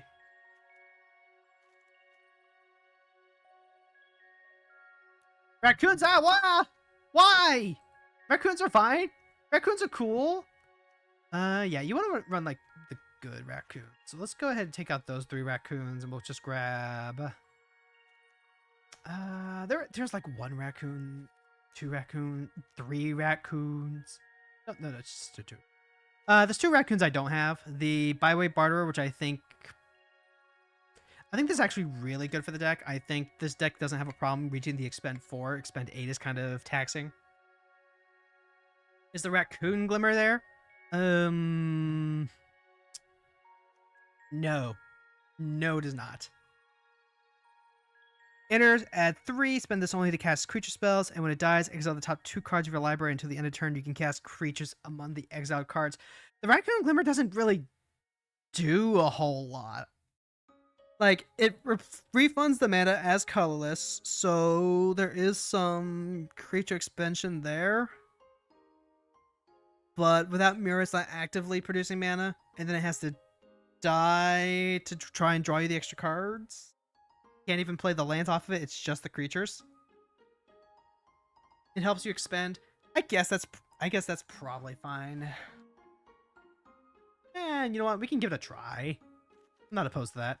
I'm not opposed to fun. But, and I guess if we have the Flare of Duplication, that makes it easier. Sure. Despite the rumors, I am not opposed to fun. I'm trying to think. The Anarchist is actually kind of interesting in a way. Goblin Anarchomancer reduces the cost of the stuff that you're playing, so you pay less mana, but you actually want to pay more mana. Activate abilities of creatures you control cost X less, pay 6, they gain trample and haste. I kind of like Ruby. Ruby can do some good tempo stuff. Naturalist is only when it attacks. There aren't any other cool mana dorks over here. Doesn't look. Yum, yum, yum, yum, yum, yum. Already got Ragavan. I thought that we could do some cool dash stuff, but the only card in red green that really has dash right now is just Ragavan. We would need like a Dragon's Here remastered to get more of those. I did also look at some of the kicker cards. They were not particularly helpful. We could go ahead and play like Scrap Gorger to have some graveyard hate. Actually, hold on. Where's Snake Bro? Where is Snake Bro? Fanatic Ruinous. There we go. And now I'm back to having to cut like one creature. Ruby having haste and then potentially being a bigger attacker. Oh my god, I can put the rampant growth in this deck too.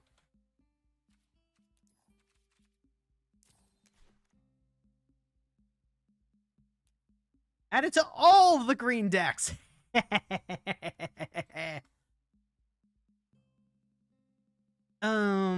Okay. I put the Utopia Sprawl in here because being able to ramp up to 3 mana real quickly is actually really important for this deck, I think. I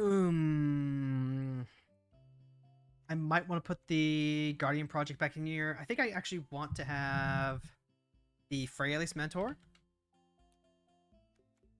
Disciple of Freyalise, there we go. Did I already put Last March of Inns in here? Yep, we got that. We got Tyrannus Rex, Titan of Industry, Kogla, lots of hate. Lots of anger. They're very angry raccoons. I wonder if Fran's watching. If Fran's watching, he was like he was excited about the raccoons. This also doesn't feel like enough top end. I'm trying to think. You could put in like the Immortal Sun to draw extra cards. Could put in. If we put in the Immortal Sun, I would cut the Planeswalkers. But we don't want to cut Minsc and Boo. We don't want to cut Minsc and Boo. It would be Minsc and Boo, Luca, and Chandra. That would be 3 cards, and then we have to cut 1 more if we want to put the thing in. We would have to cut the Domri too. I don't think that's worth. Maybe the Praxis Fall, the Burning Hands. Burning Hands is weird. Why did I have that in there? Probably just to help deal with like the big green creatures. There's the Strike at Rich, in case you were wondering. So happy we have Birds of Paradise. Makes me happy. There's the Grazer. Goldhound. Is Goldhound like worth it? It might be. That might be getting too lost into the sauce. And like, I like my pizza saucy. I like my noodles saucy. My decks, I would prefer that your hands stay clean.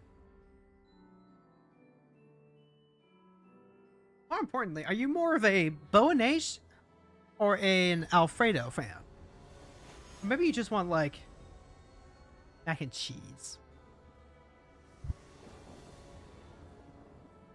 Okay, so we're missing a turn 1 play. Mentor can help get to Escape to the Wilds. Genesis Wave is a nice long-term payoff. A Bone Apple Teeth fan. I see. Let's see. This naturalizes. I'm gonna keep this. I think the Gen Wave is strong enough, along with the Escape to the Wilds, as a long-term payoff. He has combination to a player. That player mills a card. Sack, draw, activate. What? That's a new one. Not like new card, but like, you know. You know what? I'm gonna go ahead and crack this. I think. Go ahead and grab a forest. And we mill fetch land. Okay.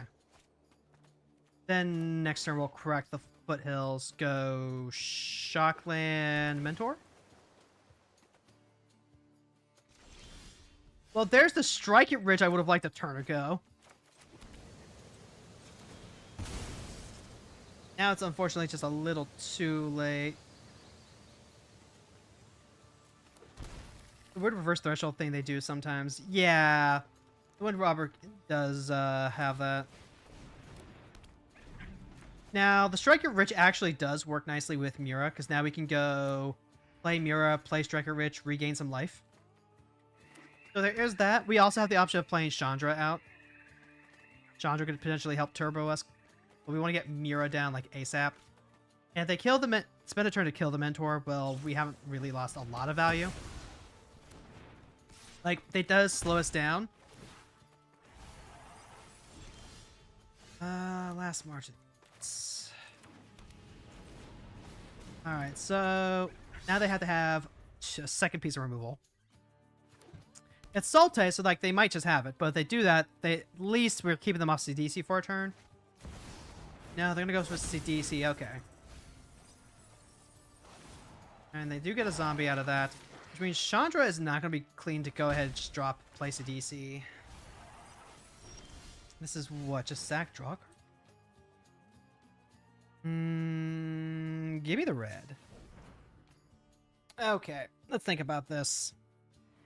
So, I can play the Scrap Shooter as a creature, just like have a 4/4. I would love to be able to play Chandra, kill the CDC, so that way they can't just like start rolling things out. Mira blocks the zombie. The Wind Robber hits Chandra. Chandra dies. I think that kind of means we need to accelerate as best as we can, and that means playing the Scrap Shooter as a 4/4 with reach. Play... I can play the Elvish Mystic. Or do I want to hit the Striker Rich? This is what, 6? Striker Rich helps us play the red.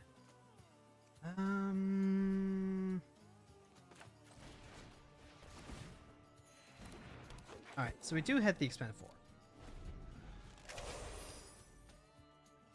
Like, Mira is out. Mira is a target. But now the Scrap Shooter actually just, like, walls the DC and or the Wind Robber. The Striker Rich is a little awkward, but we can use this to potentially just, like, round off anything smaller. Narcomoeba. Is this trying to be, like, a combo deck? Yeah, let's go red.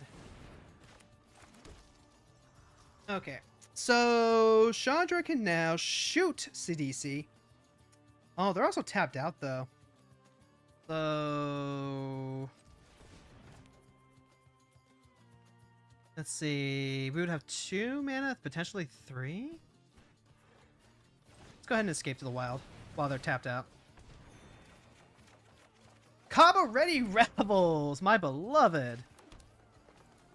Currently at 5. That would also hit like 8. There we go. Now we're popping off. So we get a land drop next turn. We get Thrun, Roughshod Duo. In Mass Vandal, we can bolt. We can bolt CDC, potentially bolt the Skull Prophet. Sheoldred. Let's sacrifice the Elvish Mystic then. Okay, so we do have to deal with Sheoldred since now she can transform. But they did have to tap out for her. We don't have anything that gets through her, though. We also still have Gen Wave here, so that's 3, 4, 5. That's 1, 2, 3, 4, 5. I'm not sure what the play here is. They might have the Skull Prophet. Skull Prophet, creature leaves play, they can Fatal Push. No, they can still do that now because that thing just had the sacrifice effect. Alright, we still get double red. Let's go ahead, crack the Windswift Heat. We really want to just like start going. Why the Sholdred free to destroy the one target creature or planeswalker they control. The Mass Vandal kind of makes that a little awkward. You can grab Cinderglade with this. Okay, so we could bolt Chandra, get rid of Sholdred that way, and I would be a-okay with that trade.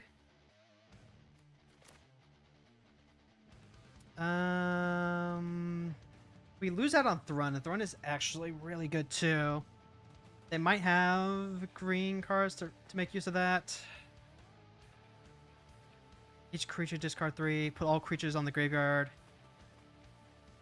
How much am I willing to bet here? Am I a betting girl?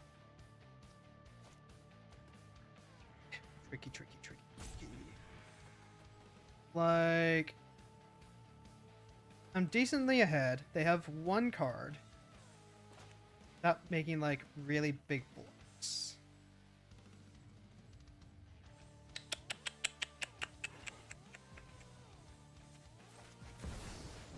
I think it's worth it. We have 4 mana left. We can also like just plus actually. No, let's do that instead. That's kind of fun.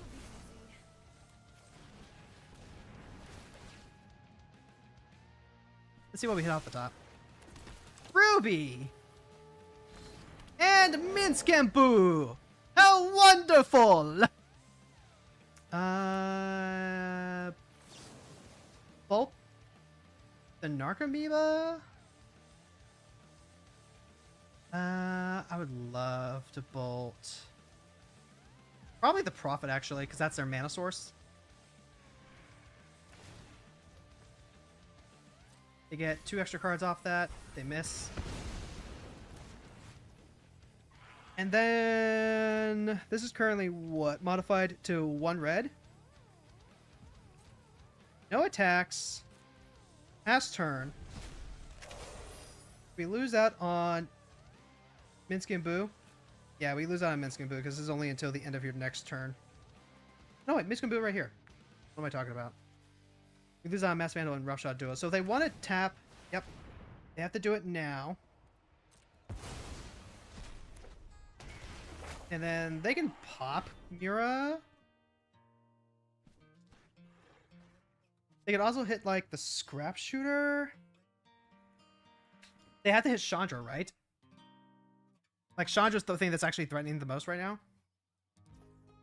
And they agree. What is this? For each legendary creature you control. Okay. Alright, so yeah, Chandra's gone, but we can still Minskamboo. We have to hit something that can destroy the Shoulder, but that's what the Gen Wave is going to be for.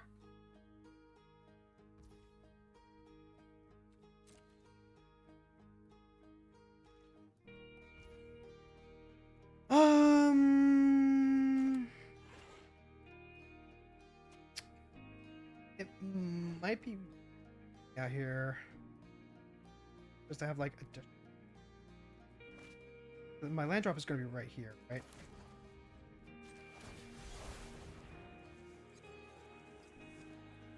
So we've got like 2 turns to try and find something for Sholdred. Last Merchant will draw me 5 cards. I get 2 mana off with the Mira. Lair of Cultivation is pretty cool, I guess. I can tap, sack Ruby, get extra cultivation land, but I already have land right here. Minskamboo.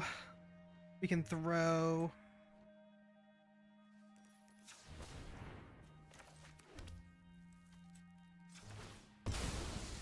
That's our land drop for turn. It's a little dicey. But I think I'm just gonna, like, fucking heck it. That's, let's see. Alright, so that gives me 3, 4, 5, 6, 7.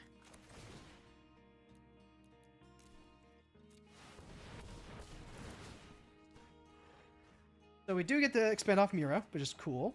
Oh, hey, Chandra. Put any number of current permanents, mana value 7 or less. not the greatest.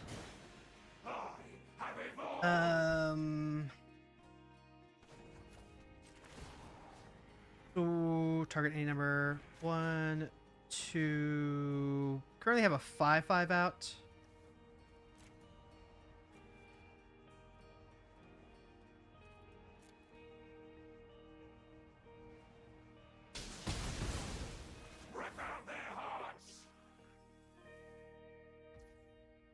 And then we have 1, 2, 2 mana still.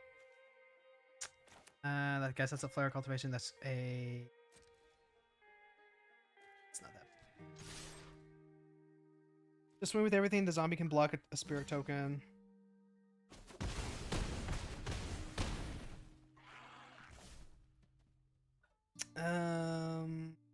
Cultivate. No.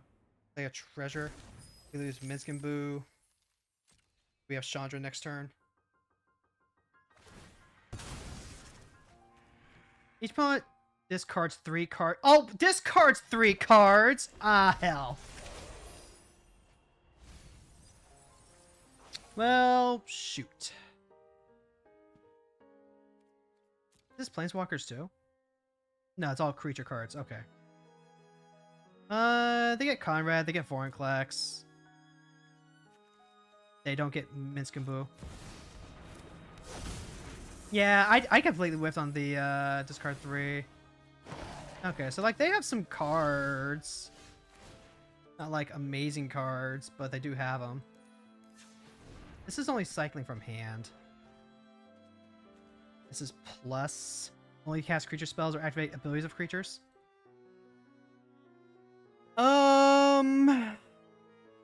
What happens if I just like, I could do 6, this is to target creature or planeswalker.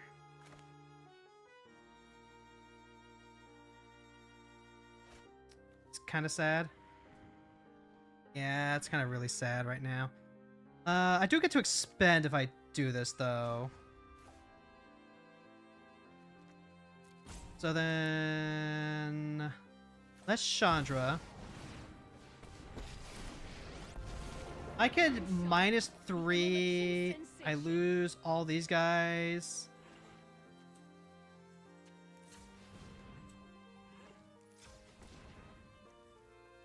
And each non-elemental. Get out of my way. Or, you know,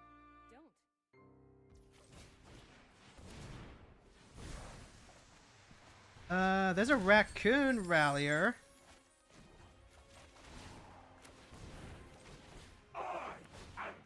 There's Revels. Revels puts District into play. This can honestly just like turn out really, really badly for us.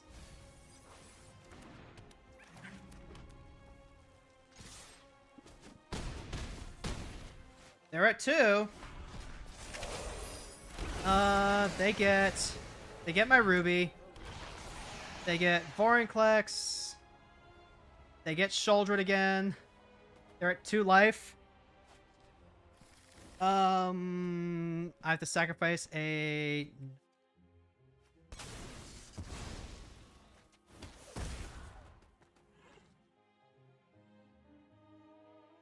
This is what? Pay 5, do it again. I'm at 20. They can destroy a bunch of planeswalkers, I guess? Like, they had to get rid of Chandra, right? I feel like I had this game, and then I just, did not sequence anything right. Because, like, now they can go ahead and Vorinclex, grab 2 more creatures, put them on the battlefield. They've got a ton of flyers.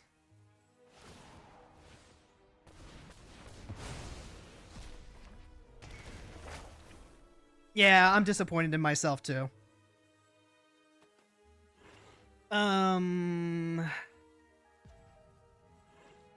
We were doing some cool things.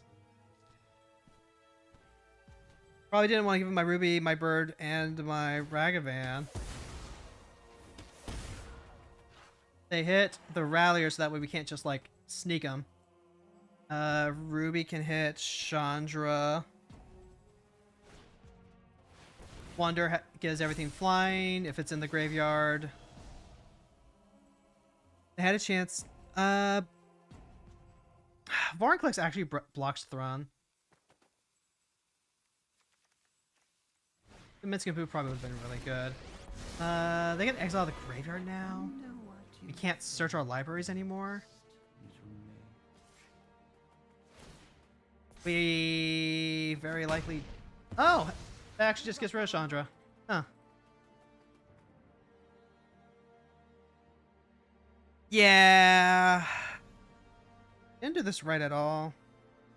It would have been better to go ahead and just get rid of the Shouldred then. We lose our Titan. Shouldred's already transformed. That's GG's. Yeah, we fucked that up. I'm disappointed too. Sacrificing the Chandra to get rid of the Shouldred. Especially since I knew that the Mass Vandal was not going to be sticking around. Well, I hope they had fun. Shouldred is a scary card if you let it flip. Well, Shouldred never flips. She transforms. Yeah. Asurek the Archlich combo. Okay, so they want to just like cast Asurek over and over again and spam Bantu's Monument. Ramble Familiar, Fanatic Aronis, Mass Vandal. None of these accelerate me to turn 1, but it is multiple creatures that potentially like eat through Mira. Let's go ahead and grab this now, because if we can spike a creature into our graveyard, we can just get rid of that. Although, do I want to hold on? I might want to hold on to this for specifically for Bantu. I'm gonna hold on. Get rid of this. The familiar survives. Might be better. They can still Asurek, Fatal Push, the Bramble Familiar.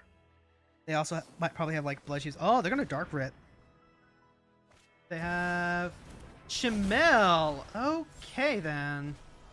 Into Black Market Connections. So I have to use this Passage to actually hit the heckin' Chimel. We're gonna grab Mountains, so that way we're ordered against the stupid thing. We can't let it have Chimel. So I want to get Copper Ready Revels out. This costs 2 though. So then...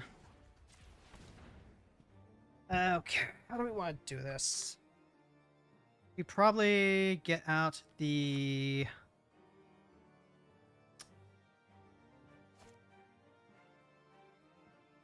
Yeah, let's go ahead and play Ronus.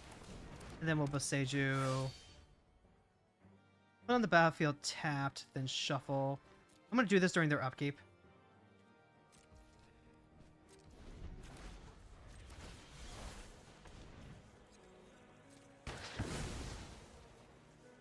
So they do get an extra land, but they're not going to get a free spell every turn. At least the Black Market Connection is going to eat them life. They're almost definitely going to have some sort of removal from Mira now, which if they do, I am sad beyond belief. I am sad beyond belief. That was the raccoon I did not want them to hit. If we hit another land, though... Ah! I should have let Mira in the graveyard for Fanatic. Fuck. They are really, really set up now. Let's see. I've got to get the Fanatic down. What else can we do? We can play Chandra. We can plus Chandra. Chandra doesn't do anything. If I had thought to leave Mira in the garbage, that would have been fun.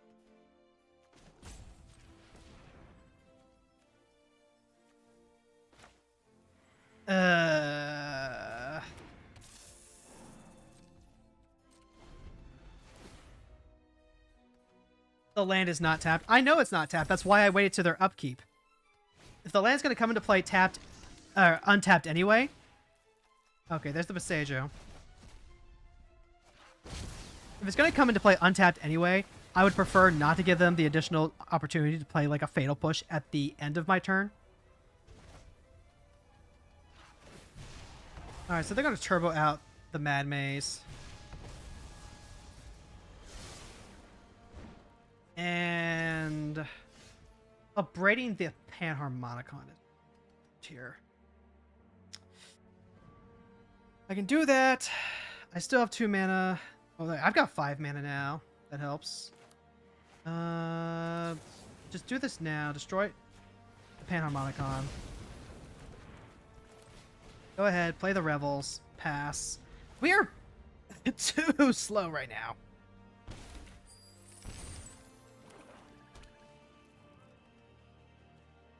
God. They've got. They need to just like QQ their mana IMO. Just to like speed anything up.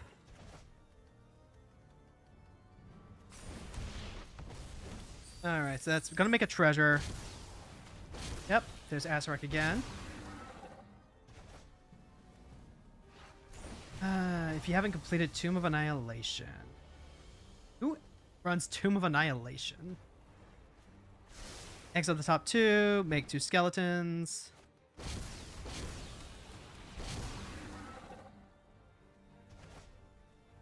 And then what's the payoff for this again? Draw 3, cast 1 for free. I mean, we slowed him down somewhat. We got rid of both Chamil and Panharmonicon.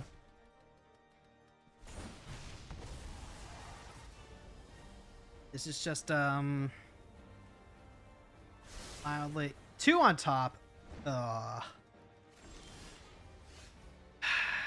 Big Chandra. Not quite what I need right now. Hugs. Hugs doesn't do anything because it's only for 1.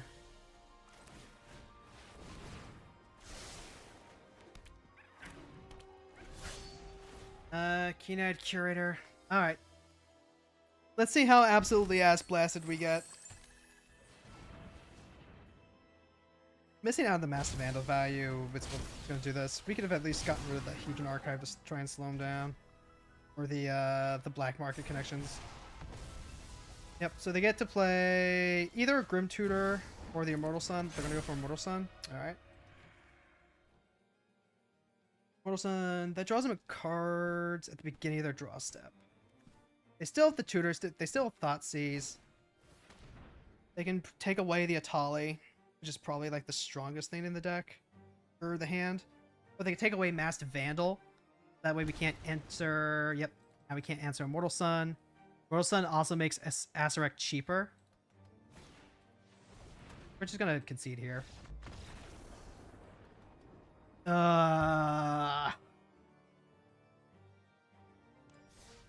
That's no fun.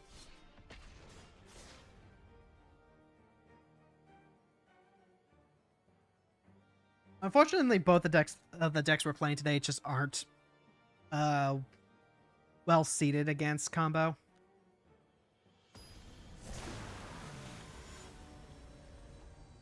Gigantha the Wellspring. Okay, so this is just gonna be 5-color good stuff, right? Yeah, it's just gonna be 5-color good stuff. The opponent gets to go first. We have a Ragavan. We have a Fury to pitch to any sort of discard. You know what? I'm gonna keep this. Like, we're already like really poorly seated, but sometimes a turn 1 Ragavan just like steals games. Sometimes people will literally just, you know, pick up the deck against Ragavan. Okay, Up the Beanstalk is pretty good.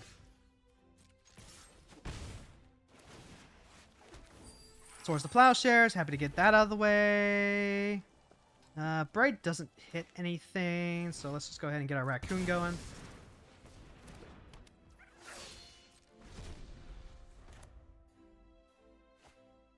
I'm happy to pitch Ralliers to Fury.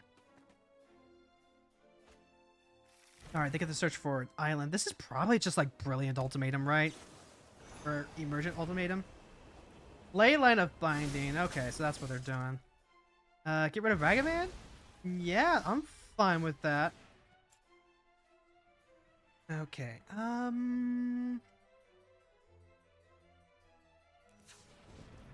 I've only got 3 mana. That is actually a problem. I am already falling really behind. Does not have flash. Okay, understood.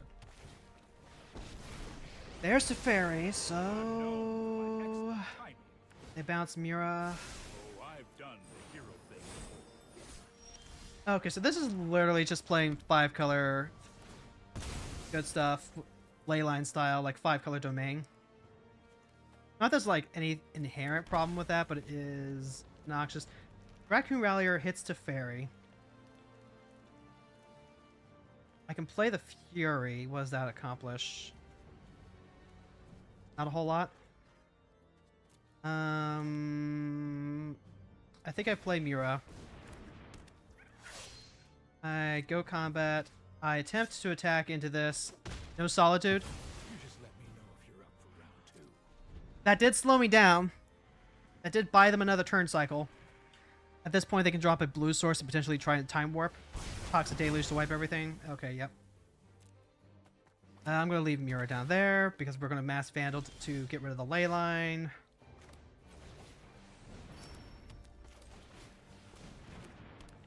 Trigger, target the ley line, exile Mira. Put Mira back into the command zone. Pass the turn. There's Golo! Yep, this is the real commander. Now they're going to search for the world traits. That way all their lands tap for all the colors. Yep. There's World Tree. Unsurprised to absolutely no. Only have 1 basic out, so we have to grab another basic here. I've got Monkey. I would love to play Miskin Boo. Azrang. Just destroy target artifact. Go to combat. Attack in. Attempt to get in with Ansrag if Ansrag survives. Up the Beanstalk is currently... drawing them 2, 3 cards? Alright, Monkey. Monkey hits. Let's stay.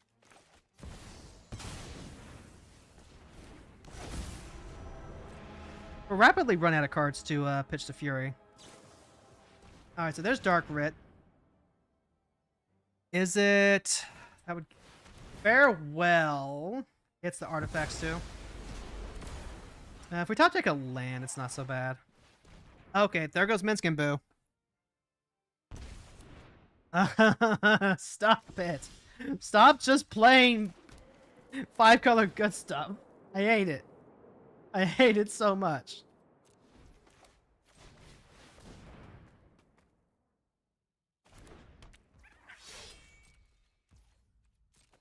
What did I do to deserve this? Okay, so they've gone through like 2 rafts. Yep, deck is just removal.deck. Yep, Up the Beanstalk draws him another card. Been doing such a great job keeping him gassed. Up the Beanstalk is a great card that you should include in any commander deck that has mana value 5 or more. Wait, why am I not playing Sigarda then? Fury doesn't get there.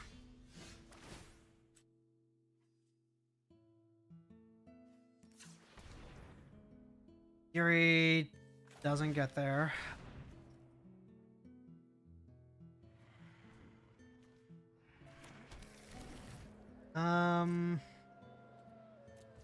Pass the turn, I guess. We got our ass kicked. Okay, yep, there's Atraxa. Why couldn't they be playing 5-color bad stuff? It's true! It's true! Why couldn't they? Oh, there's the wash away. I'm done. Why couldn't they be playing 5-color bad stuff like me? Oh, fuck. I should be playing up the Beanstalk and Sigarda. I don't know why I'm not.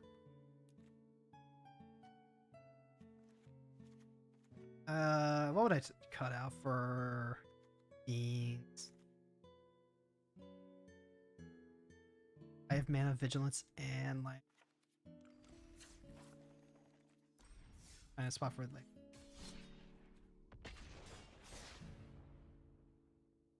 Oh, that was brutal. Like, I kept a bad hand, so that is like... Okay, so I'm whinging despite the fact that I willingly kept a bad hand. We got matched up against a 5-color control deck that could actually deal with a Ragavan. Okay, this hand is pretty pog. Like, the sequencing in this hand is actually just absurd. So what we'll do is we'll go Command Tower, Grazer, put this snow-covered mountain into play, immediately sacrifice the Grazer for another forest and another forest. And now next turn we could play Mira, hold up Tamio safekeeping, play the Roaming Throne afterwards. Or I guess we're gonna shove aside now. Would we play the Raccoon and then the shove aside? No.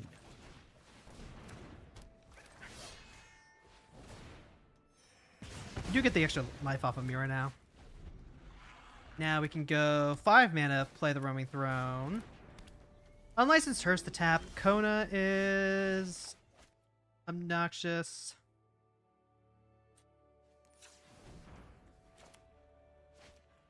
If I play the Raccoon and I hold up a Tamio safekeeping, no, Roaming Throne is just like the better option.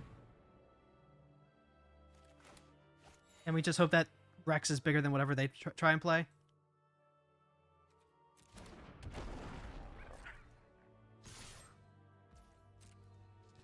Well, they can't even play Kona next turn anyway. What am I thinking? Hearse is going to eat stuff out of our graveyard. That's fine. I should probably consider playing like the Incinerator Dragon that collects evidence. Might work. Alright, so Fierce Empath is going to tutor for a card. It can grab an Emrakul, an Ulamog. It can grab whatever they want. They can play Kona next turn and just put into play unless we top deck into something huge. Okay, so they're going to grab the Tyrant, which grabs them value over time. Except it's an artifact. Ugh, this card is disgusting.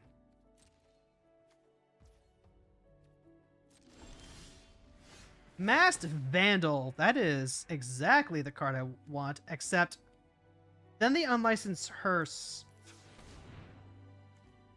Okay,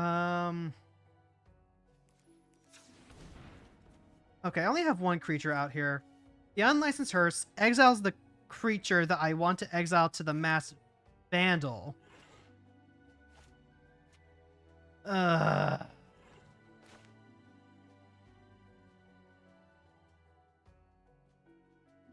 You know what?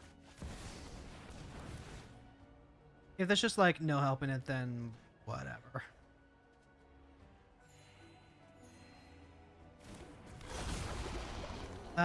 It might actually be worth running out the Tamio safekeeping here.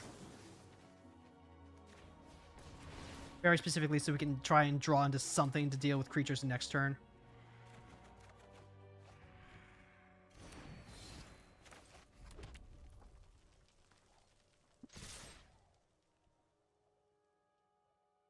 The Fierce Empath probably wants to block the Roaming Throne.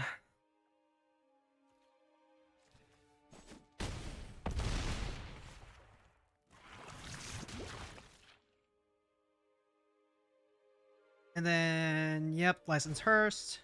The cards out of our graveyard. Ugh.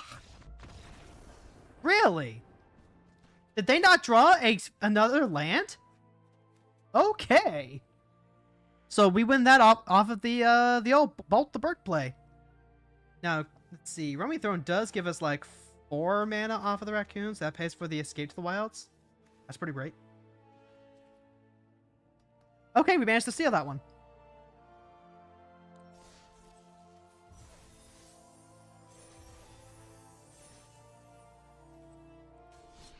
I feel like I want more draw.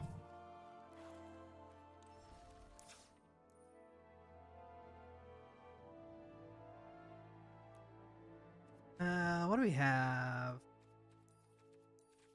That also draws cards. We want probably Beastmaster, yeah.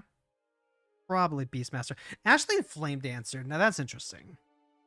You don't lose unspent red mana as steps and phases end. Nah, I think that's too cute. Let's see. There's the Elder Dragon War, which could act as a wrath. Fable the Mirror Breaker. It might be something that we want, just because then being able to copy big stuff. Recycle our ETB effects. Like the Scrap Shooter is good. This is when it enters. If the gift was promised destroyed. Otherwise, it's just like a slightly worse Rex Sage. Maybe crop out the Disciple Freelance. Disciple Freelance is a... Let's see. We do have the Lifecrafter's Bestiary. Paying extra mana is actively good in Mura, actually.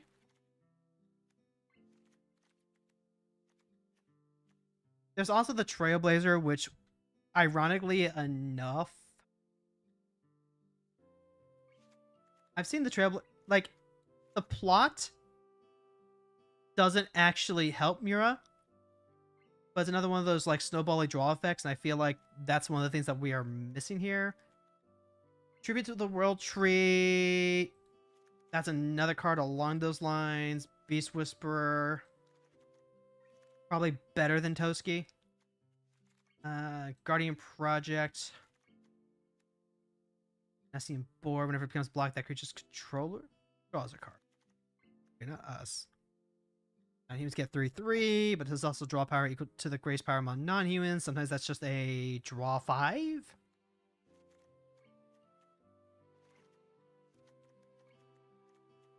I did make a Riskar's Expertise.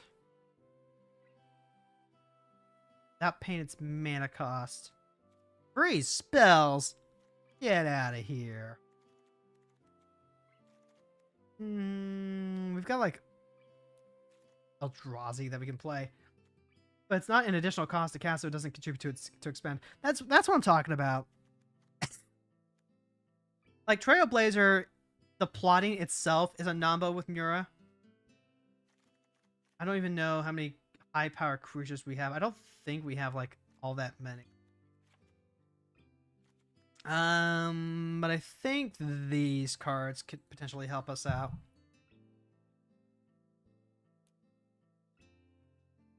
I'm kind of mid on Luca. On the one hand, help us cast creature when we have like 37 creature. The ramp is valuable there. We can cast him for 4 early on. He's been like good, solid removal, so I guess he's worth holding on to for that reason. Within the Wild just gets better with more creatures. We probably don't need the Flare of Duration if that's going to be the case. But the Flare... Am I just like light on removal period? I think I am. I think I've actually gone way too light on removal. So like Domri, Chandra, Luca is kind of like removal. That's ideally what we want to use him for. But he doesn't come in unless we actually pay for the cost. Spinner of Souls in the list? I don't think so. Oh, that's one of the new Foundation cards. Yeah.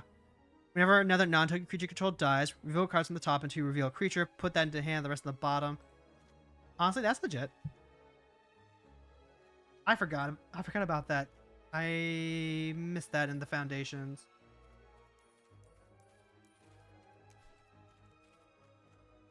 Taking a look at the Foundations real quick.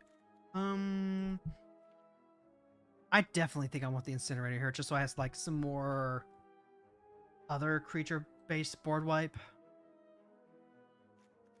There's a Tali who can cast other spells.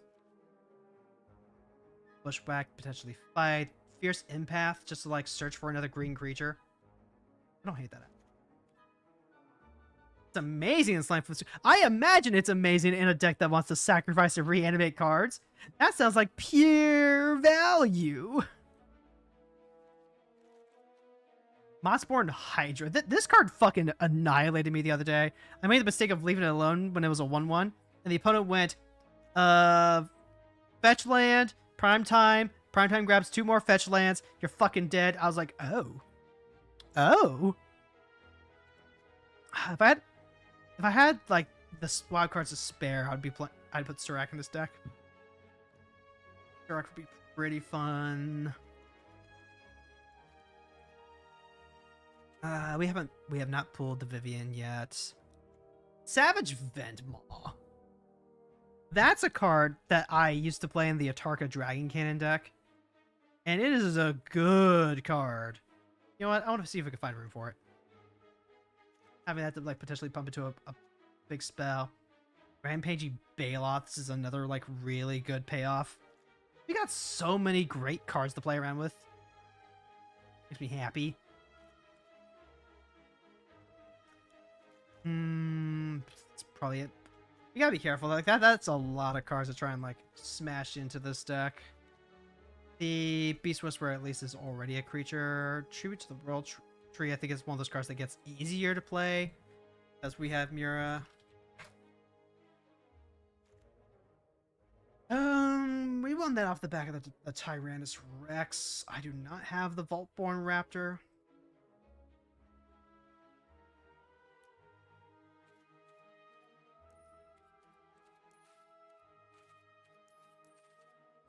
I do not have most of the fun dinosaurs, in fact.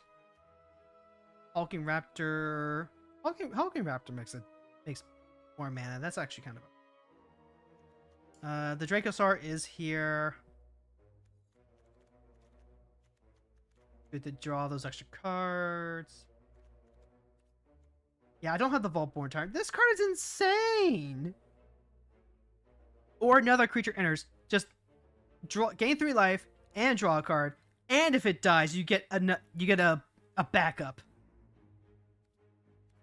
Card is fucking nuts. Let's see what we got. Galta. There's Galta that actually costs less if you get enough. Invasion of Encoria is another X spell that actually grabs big creature. It'd be great to like have more wild cards so we can get more dinosaurs. What about dragons? Dragons are cool. As mentioned, we already have the Dracosaur.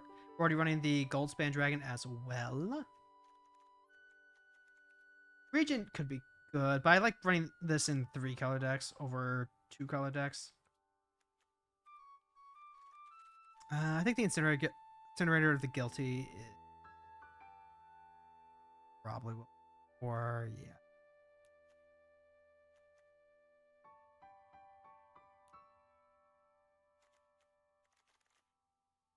We're still really lacking in removal. Fuck.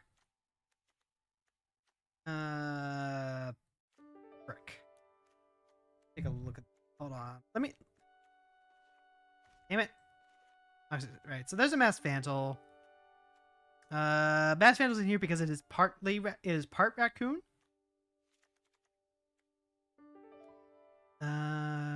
Raccoon Rallier is a haste enabler. Tamio safekeeping. There's a Striker Wraith. There's Ragavan, Razor Bird, Halfling, Mystic, Goose. Probably don't need it that bad. More elves. Yeah, that's cool. We'll count Luca as removal. The removal there being creature based is not fantastic, but Fury helps alleviate that somewhat. Portal is just like too expensive to actually call removal, even though I guess I'm kind of counting these as that. I mean, we have stuff that is removal. Like, if you look at it this way, it's like, oh, no, no, no, fam. We have so much removal. Like, let me tell you. Like, look at all this. How is this not, like, just, like, all the removal you could ever want or need?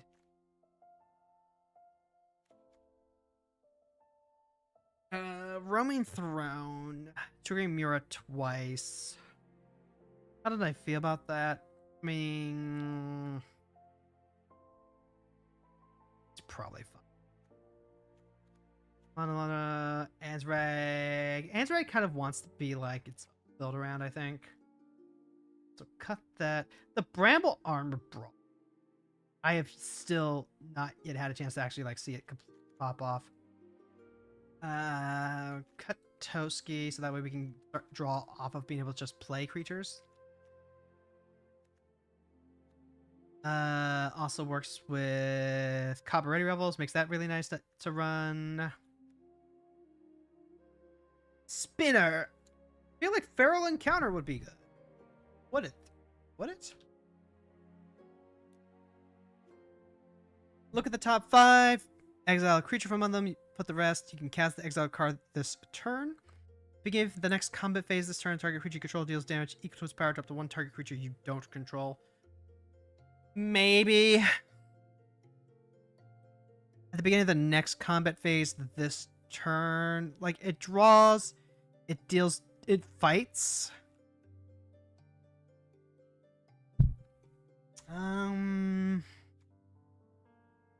That's probably not wrong.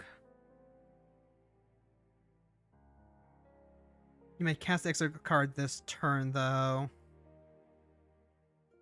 I'm kind of, like, hedgy about that.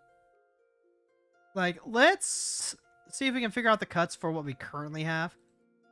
Run the deck a few more times, and then we'll see. Iron Rex cannot be counted. Got the gold span. I think the ramp leading up to it is already good enough. Make we still have 37 creatures. We can go ahead and wait, hold on. This is ramp. This is grave.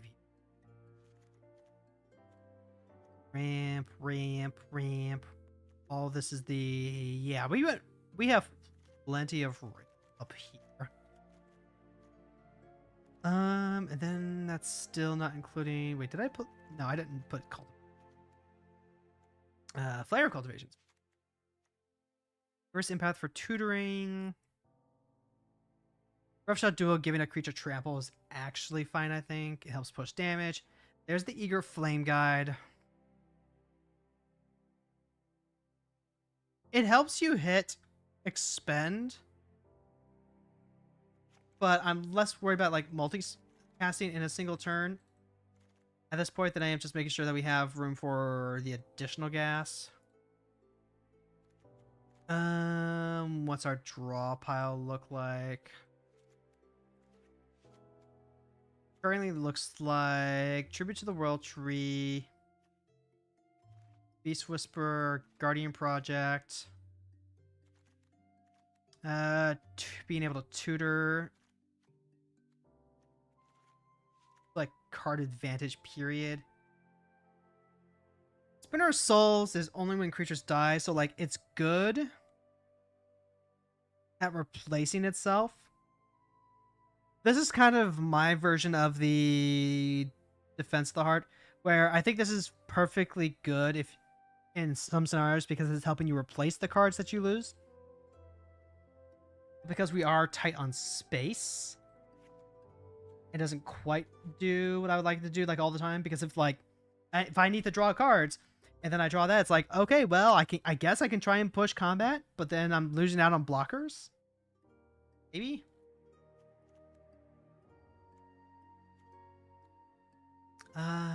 Intervention and safekeeping. We probably want to hold on to those. Hugs is draw. Inway. March of the Tyrant. Disciple of Freyalise. This is a draw effect as opposed to an impulse.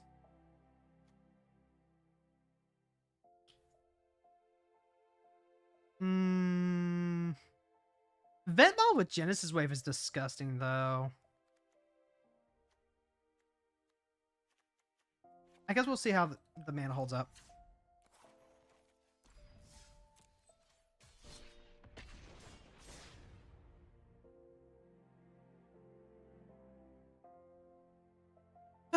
I'm not going shopping today, so like the stream's still going to end at 4 o'clock Pacific. That hasn't changed.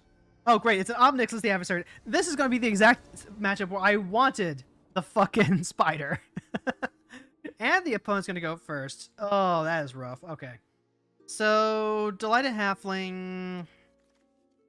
It helps me get to turn to Mira, but like they're very likely just go ahead and Fatal Push here. I would prefer to have Rampant Growth. I need to play the Crossroads on green, and I need to untap it.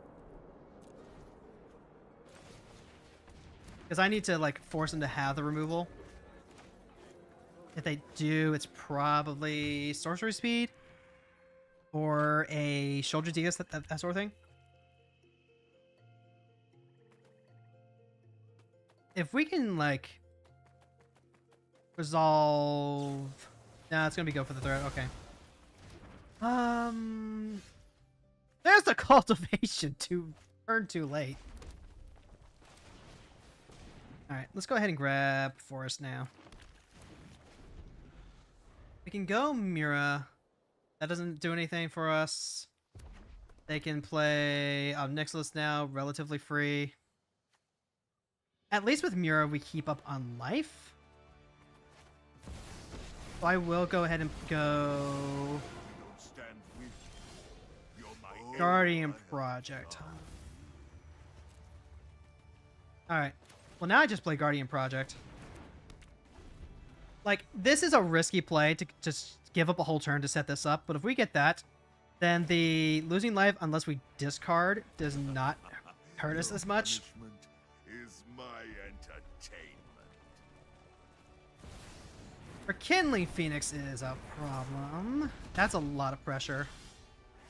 Livecrafter's Bestiary.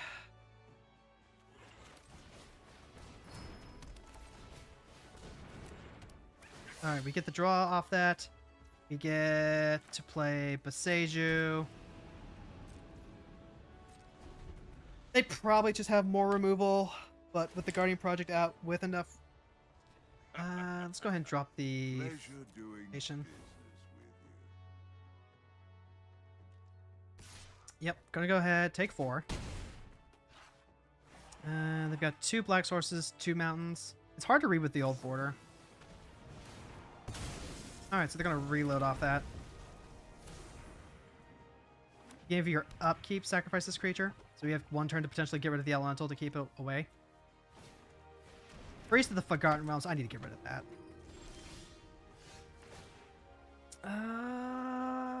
What do we need? Red. And I'm gonna go ahead, crack this, go basic forest. I would love to go roaming throne into bestiary, hold on to escape the wild.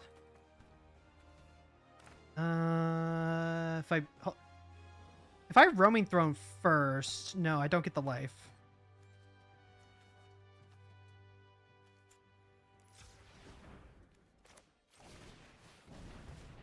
Okay, and then we have exactly the 5 mana, so we get to like completely refill. And we get the additional life to help us stabilize. Notably, that does not help out with the Priest of the Forgotten. In fact, we're just going to lose the roaming throne now. I can't even attack. Well, it's 1, 2. This pings.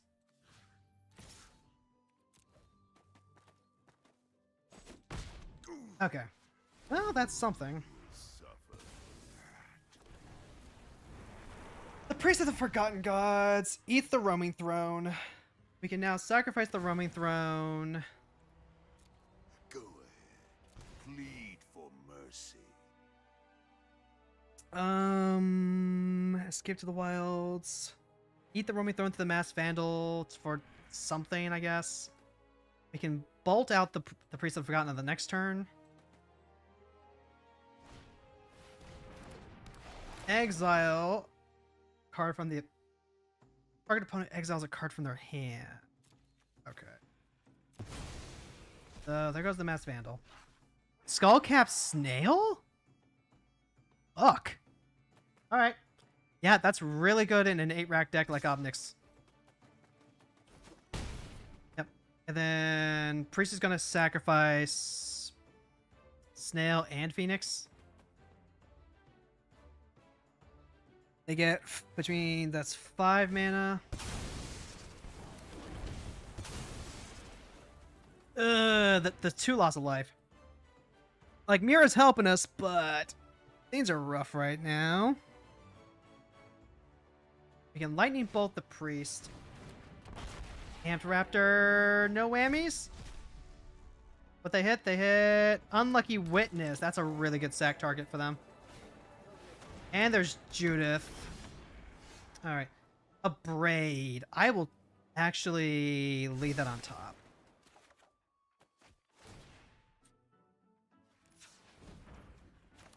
Alright, so just immediately bolt Priest.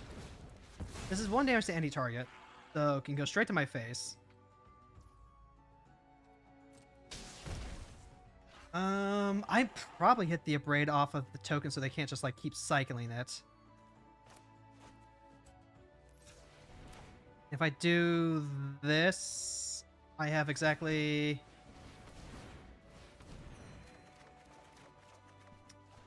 Alright, that kind of helps. That kind of helps too.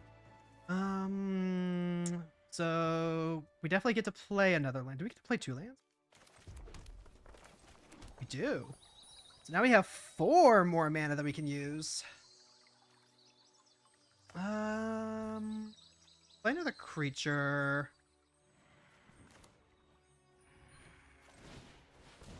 Let's see what we get to draw. Is it worth doing this now? Unfortunately, I'm gonna pass.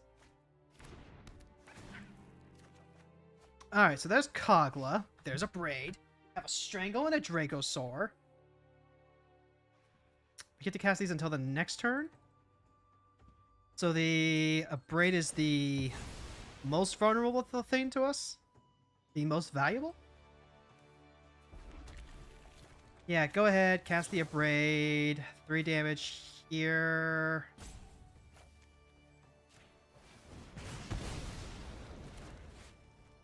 Pass the turn.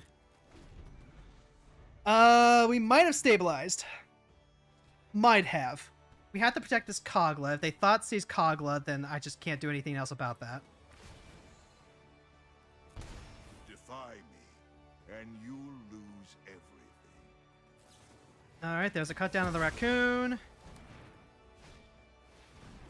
This is what? First strike, discard a card, heist us. Not great. If they have any sacrifice effect, they can ping us off of the devil. This also pings, so we have to assume 2 damage. So we actually can't block. This is 5, 6, 7, 8, 9. Puts us down to 3.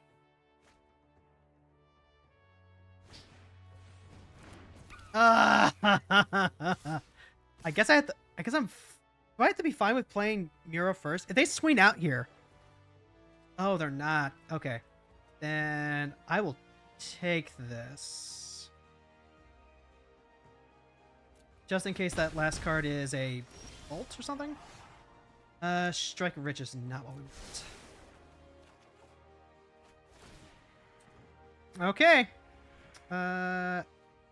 Add in the red.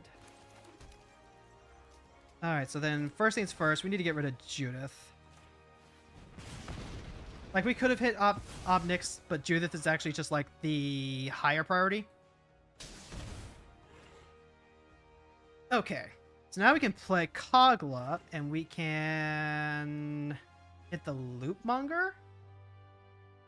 Discard a card, then heist target opponent. We got, hold on, 4, 5, 6, 7, 8, 9, 10. Whenever you cast a spell you probably don't own. I could Roughshod, give Mira Trample, send Mira in. I don't think that's... I think I just want to play Dracosar, draw an extra card off of the Bestiary. Draw another card off the Bestiary. Alright, so we have some lands.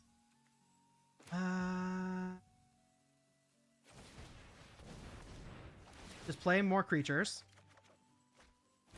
Fury! Don't mind if I do. Alright, so we lose the Roughshod duo. That's fine. I will discard this Stomping Ground. Carnage. Tribute is owed. We are snowballing. We are slowly getting there. They can flashback the Insight, shoot something for 1. The Dracosar is going to start drawing us cards. The Brawler is really big, and whenever they cast non-creature stuff, our creatures in the library are going to keep getting bigger. I think we've turned the corner here. Alright, so they do sacrifice the Unlucky Witness. They get 2 lands off of that. Not what they want to see. Alright, Rhythm of the Wild and Shove Aside. I would like to draw that, please. Okay, now we can go red, red.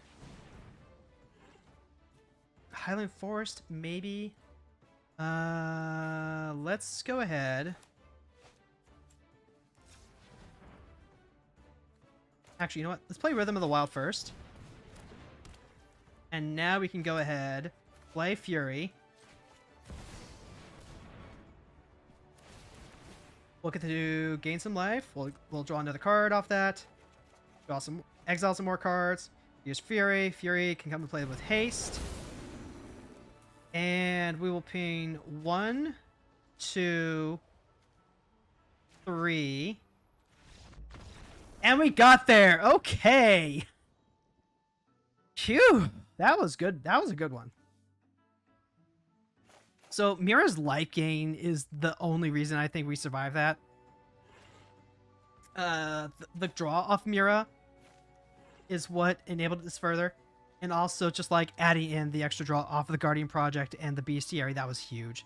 That was so huge.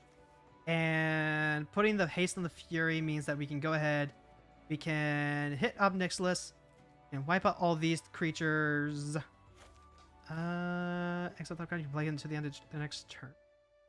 Probably just see if they block with that for free. Even with like as few creatures possible to like try and Ob Nixilis back. But now with Rhythm of the Wild, all of our creatures have haste, and we're just like daka daka daka daka. That's the kind of game we want.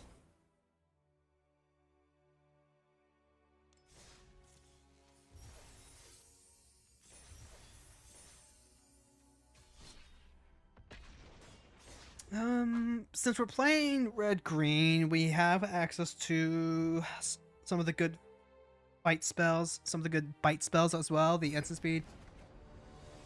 My main concern is that unless we can get one of our big creatures out, the fight spells aren't going to be all that good, and Mira itself is kind of slow with that. The opponent's going to go first. We have a lot of gas here. Cinderglade comes into play tapped, but if we can go like halflings, get him on the bird, I think. But they just like Thoughtseize us. Breeding pool. Okay, they're gonna go Goose. It's Yark the Desecrated, which means that they go for double triggers. Alright, so here's Bird. I would love to have played Halfling so that way we can resolve Mira, but I'm actually going to go for Arcane Signet and Halfling first.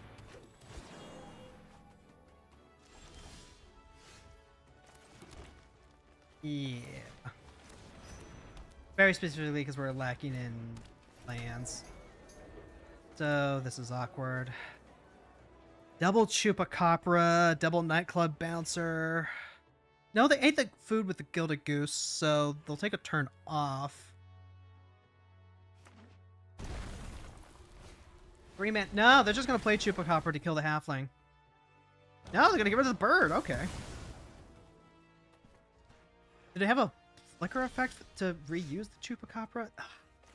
It takes me off the mana I needed for Timeless. Alright. Play the Beast Whisperer, miss a land drop.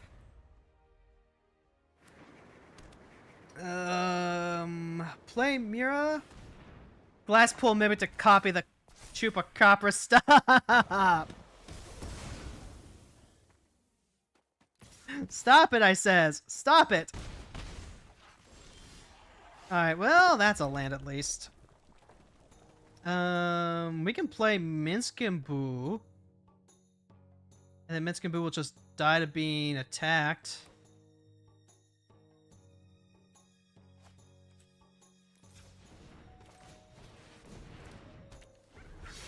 Alright, so we'll play Mira.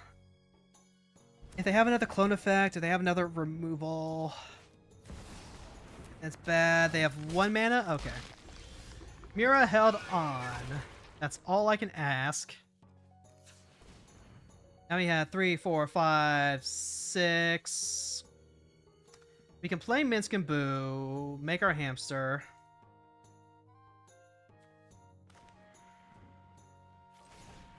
Let's play our Rough Shard duo. Play our Fierce Empath.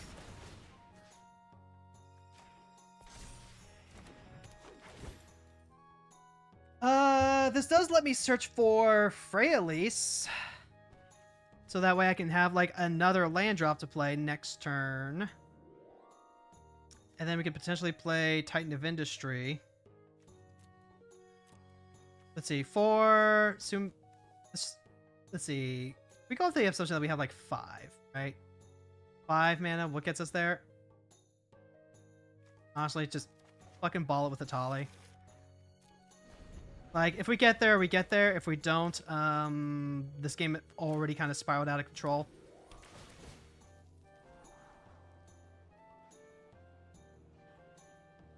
And Atali is just kind of the best thing we have to try and catch up. Land on top, which means that either they have an answer for Atali, or they decide to leave a card up there that we are not going to care about. I'm going to go ahead and play the Titan of Industry first.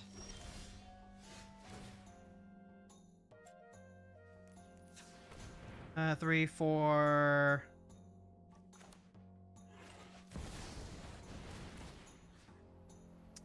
Target creature I control.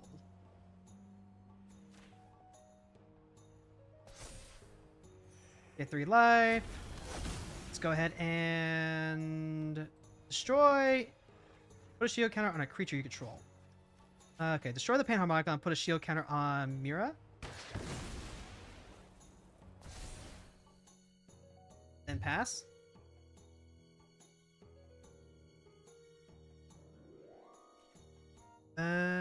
No, pass the turn. So they drew whatever it is that they didn't want Atali grabbing. Mira is now safe for a turn, which means that we get at least one more chance to play Atali and hit it big. Titan of Industry! Hey, it's a good card! It's a pretty fantastic card. It's flexible, it's versatile. I would put Defense of the Heart in this deck. Like, this is the kind of, like, big creature deck that benefits from a defense. We have Hugs Grizzly Guardian to put us up to, like, an additional. Okay, I see. So they've got Wrath coming. How do we feel about that? Otherwise, this is just like 6 plus 9. Defense of the Heart, Defense of the Heart. I feel like I can go ahead and just chump here. And, like, just make them have it. If it's... Hold on. If it's Toxic Deluge... Yeah. So if it's Toxic Deluge, I want them to pay, like, 7 to try and get the Titan of Industry out.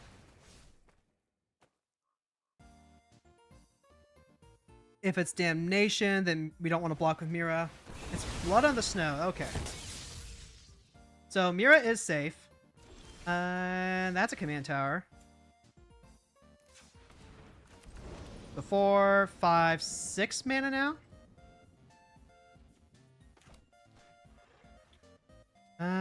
Yeah, let's go ahead and drop out Boo. Makes the hamster. We're off on another thrilling adventure. No creature lands in play. Actually, go big. Just go big. Atali into Blood on the Snow actually would have been really funny. Alright, so there's the Signet. There's Elderfane Disciple. Makes us drop the Rampant Growth, sure. That's Strangle.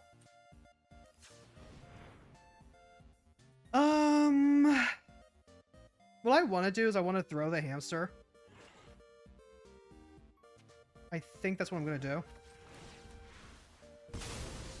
Our aim is perfect. Caverner's Souls, name Dinosaur.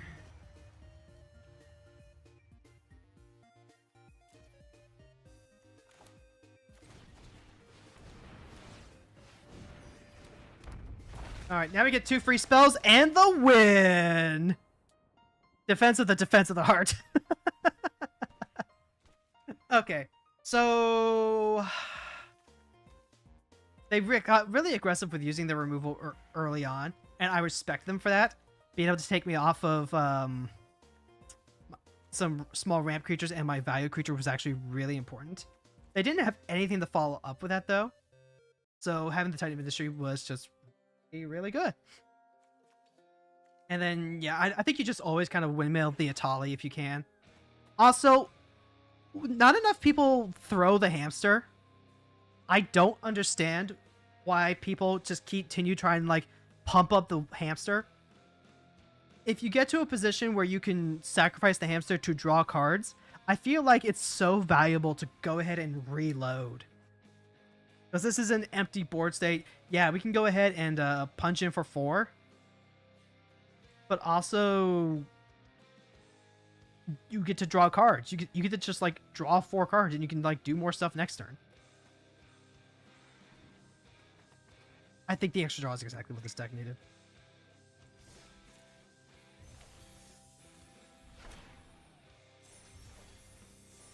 Maybe because Mira is bigger, there are scenarios where we can get away with playing some of the Wraths, like Pyroclasm, like Slagstorm. Oh my god, Slagstorm, my beloved. More red Wraths, more red Wraths. I think the Raccoon deck is finding a good spot now. I might want to trade out the Tyrannix Rex, but only if I get something as absurd as the Vault. I do like the image of Kogla, the Titan Ape, bouncing Halana and Alana back to hand. And it's like, with the power of Yuri, I am invincible. Genwave, Hugs, I think those are perfectly good. We didn't get to see any of the perpetual cards from Brawler in the Up Nixless match. Chandra ramps, Chandra burns, Chandra does just about everything. Fierce Empath helps out.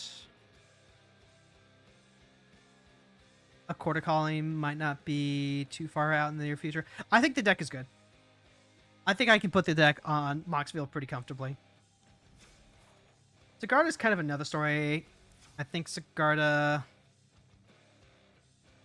this version is going to need some more work. If I'm going to build a version that's a little more agnostic to using equipment and enchantments, then maybe what I need to do is figure out more ways to benefit Sigarda specifically. Kind of what I mean by that is, so maybe what I want to do is find some cool setup cards like Monstrous Vortex. Monstrous Vortex would give Kiora some extra value, but that's like value. That's not speed. And I'm already including like a lot of speed cards. Maybe I want to include a little more ramp, maybe it's worth finding room for like a provisioner or a harrow. A restoration, even. I don't, but that doesn't feel like it fits into what the deck wants to do. Like it's already getting into Sigarda, so what I need is more filtering and draw to find the enchantments that help her out. I feel like that's something that we're gonna see support for in Pioneer Masters, among other things. Like the difference between Sigarda and Geist this ain't draft is that Geist gets to just play a lot of tempo cards like Spell Pierce and Miscast and slip out the back. Maybe Sigarda could borrow Geist's homework, so to speak. Maybe we can find some of these types of cards that make her a little stronger. Find the maybe like a Briar Armor, an enchantment aura that fights. Maybe. Anyway, take a look at what we got coming up next week. I am going to be probably working on our blue-black deck a little bit more. I'm going to be working on oh my god. The Feather deck got so many new toys. Like I already pointed out the rare from the Jumpstart. We got Hoplite and a Crow and Crusader. Some of the Valiant cards are also really good. What are my predictions for Pioneer Masters? Well, they already said that it's going to include cards that made all the top tier decks viable. So, let's see. I think we definitely see the Origin Walkers. I think those are too popular to exclude. Or so. Let's see. We're going to see probably more of the Theros gods. So I really hope that we see some of the Bestow cards. A lot of the Bestow cards help make for a very popular limited environment, and that would be really nice to have. Pioneer is very specifically Return to Ravnica onwards. So we already had Shadows. We are Shadows of the Past with Innistrad. We're not going to see anything from there.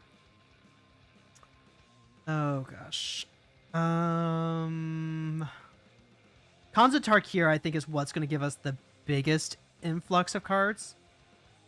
Because Arena started with Ixalan, like original Ixalan.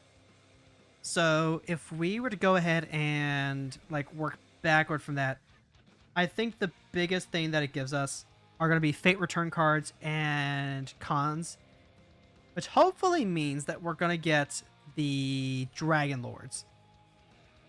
I'm predicting the Dragon Lords. I think they're really strong and they're too popular not to include. I also think that we're going to see... Oh gosh. What else are we going to see?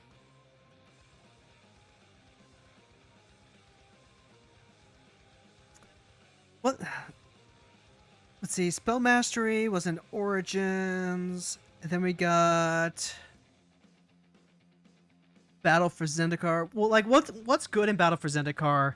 The Eldrazi. We got Eldrazi Winter, so we could probably see some of the Eldrazi cards coming back, like Eldrazi Temple, the Matter Smasher. In fact, I would be very shocked if they put in all that effort to include Devoid as a Modern Horizons feature, and then did not plan on bringing in the other Devoid cards into Pioneer Masters. Like, Paper Design told them that they were going to have Devoid. They programmed Devoid. That opens up the doors to get other Devoid cards in. So, probably Eldrazi. I want to see Eldrazi. I want to see more Constellation. I'm hoping we get Farika. Farika, the black-green Enchantress god. Because I just want to play black-green Enchantress. And I want to see if there's a way that I can, like, use her in a one-on-one commander format. Oh. Anyway, we'll catch you all next week for more Magic. We'll see you next time. Same hero time, same hero channel.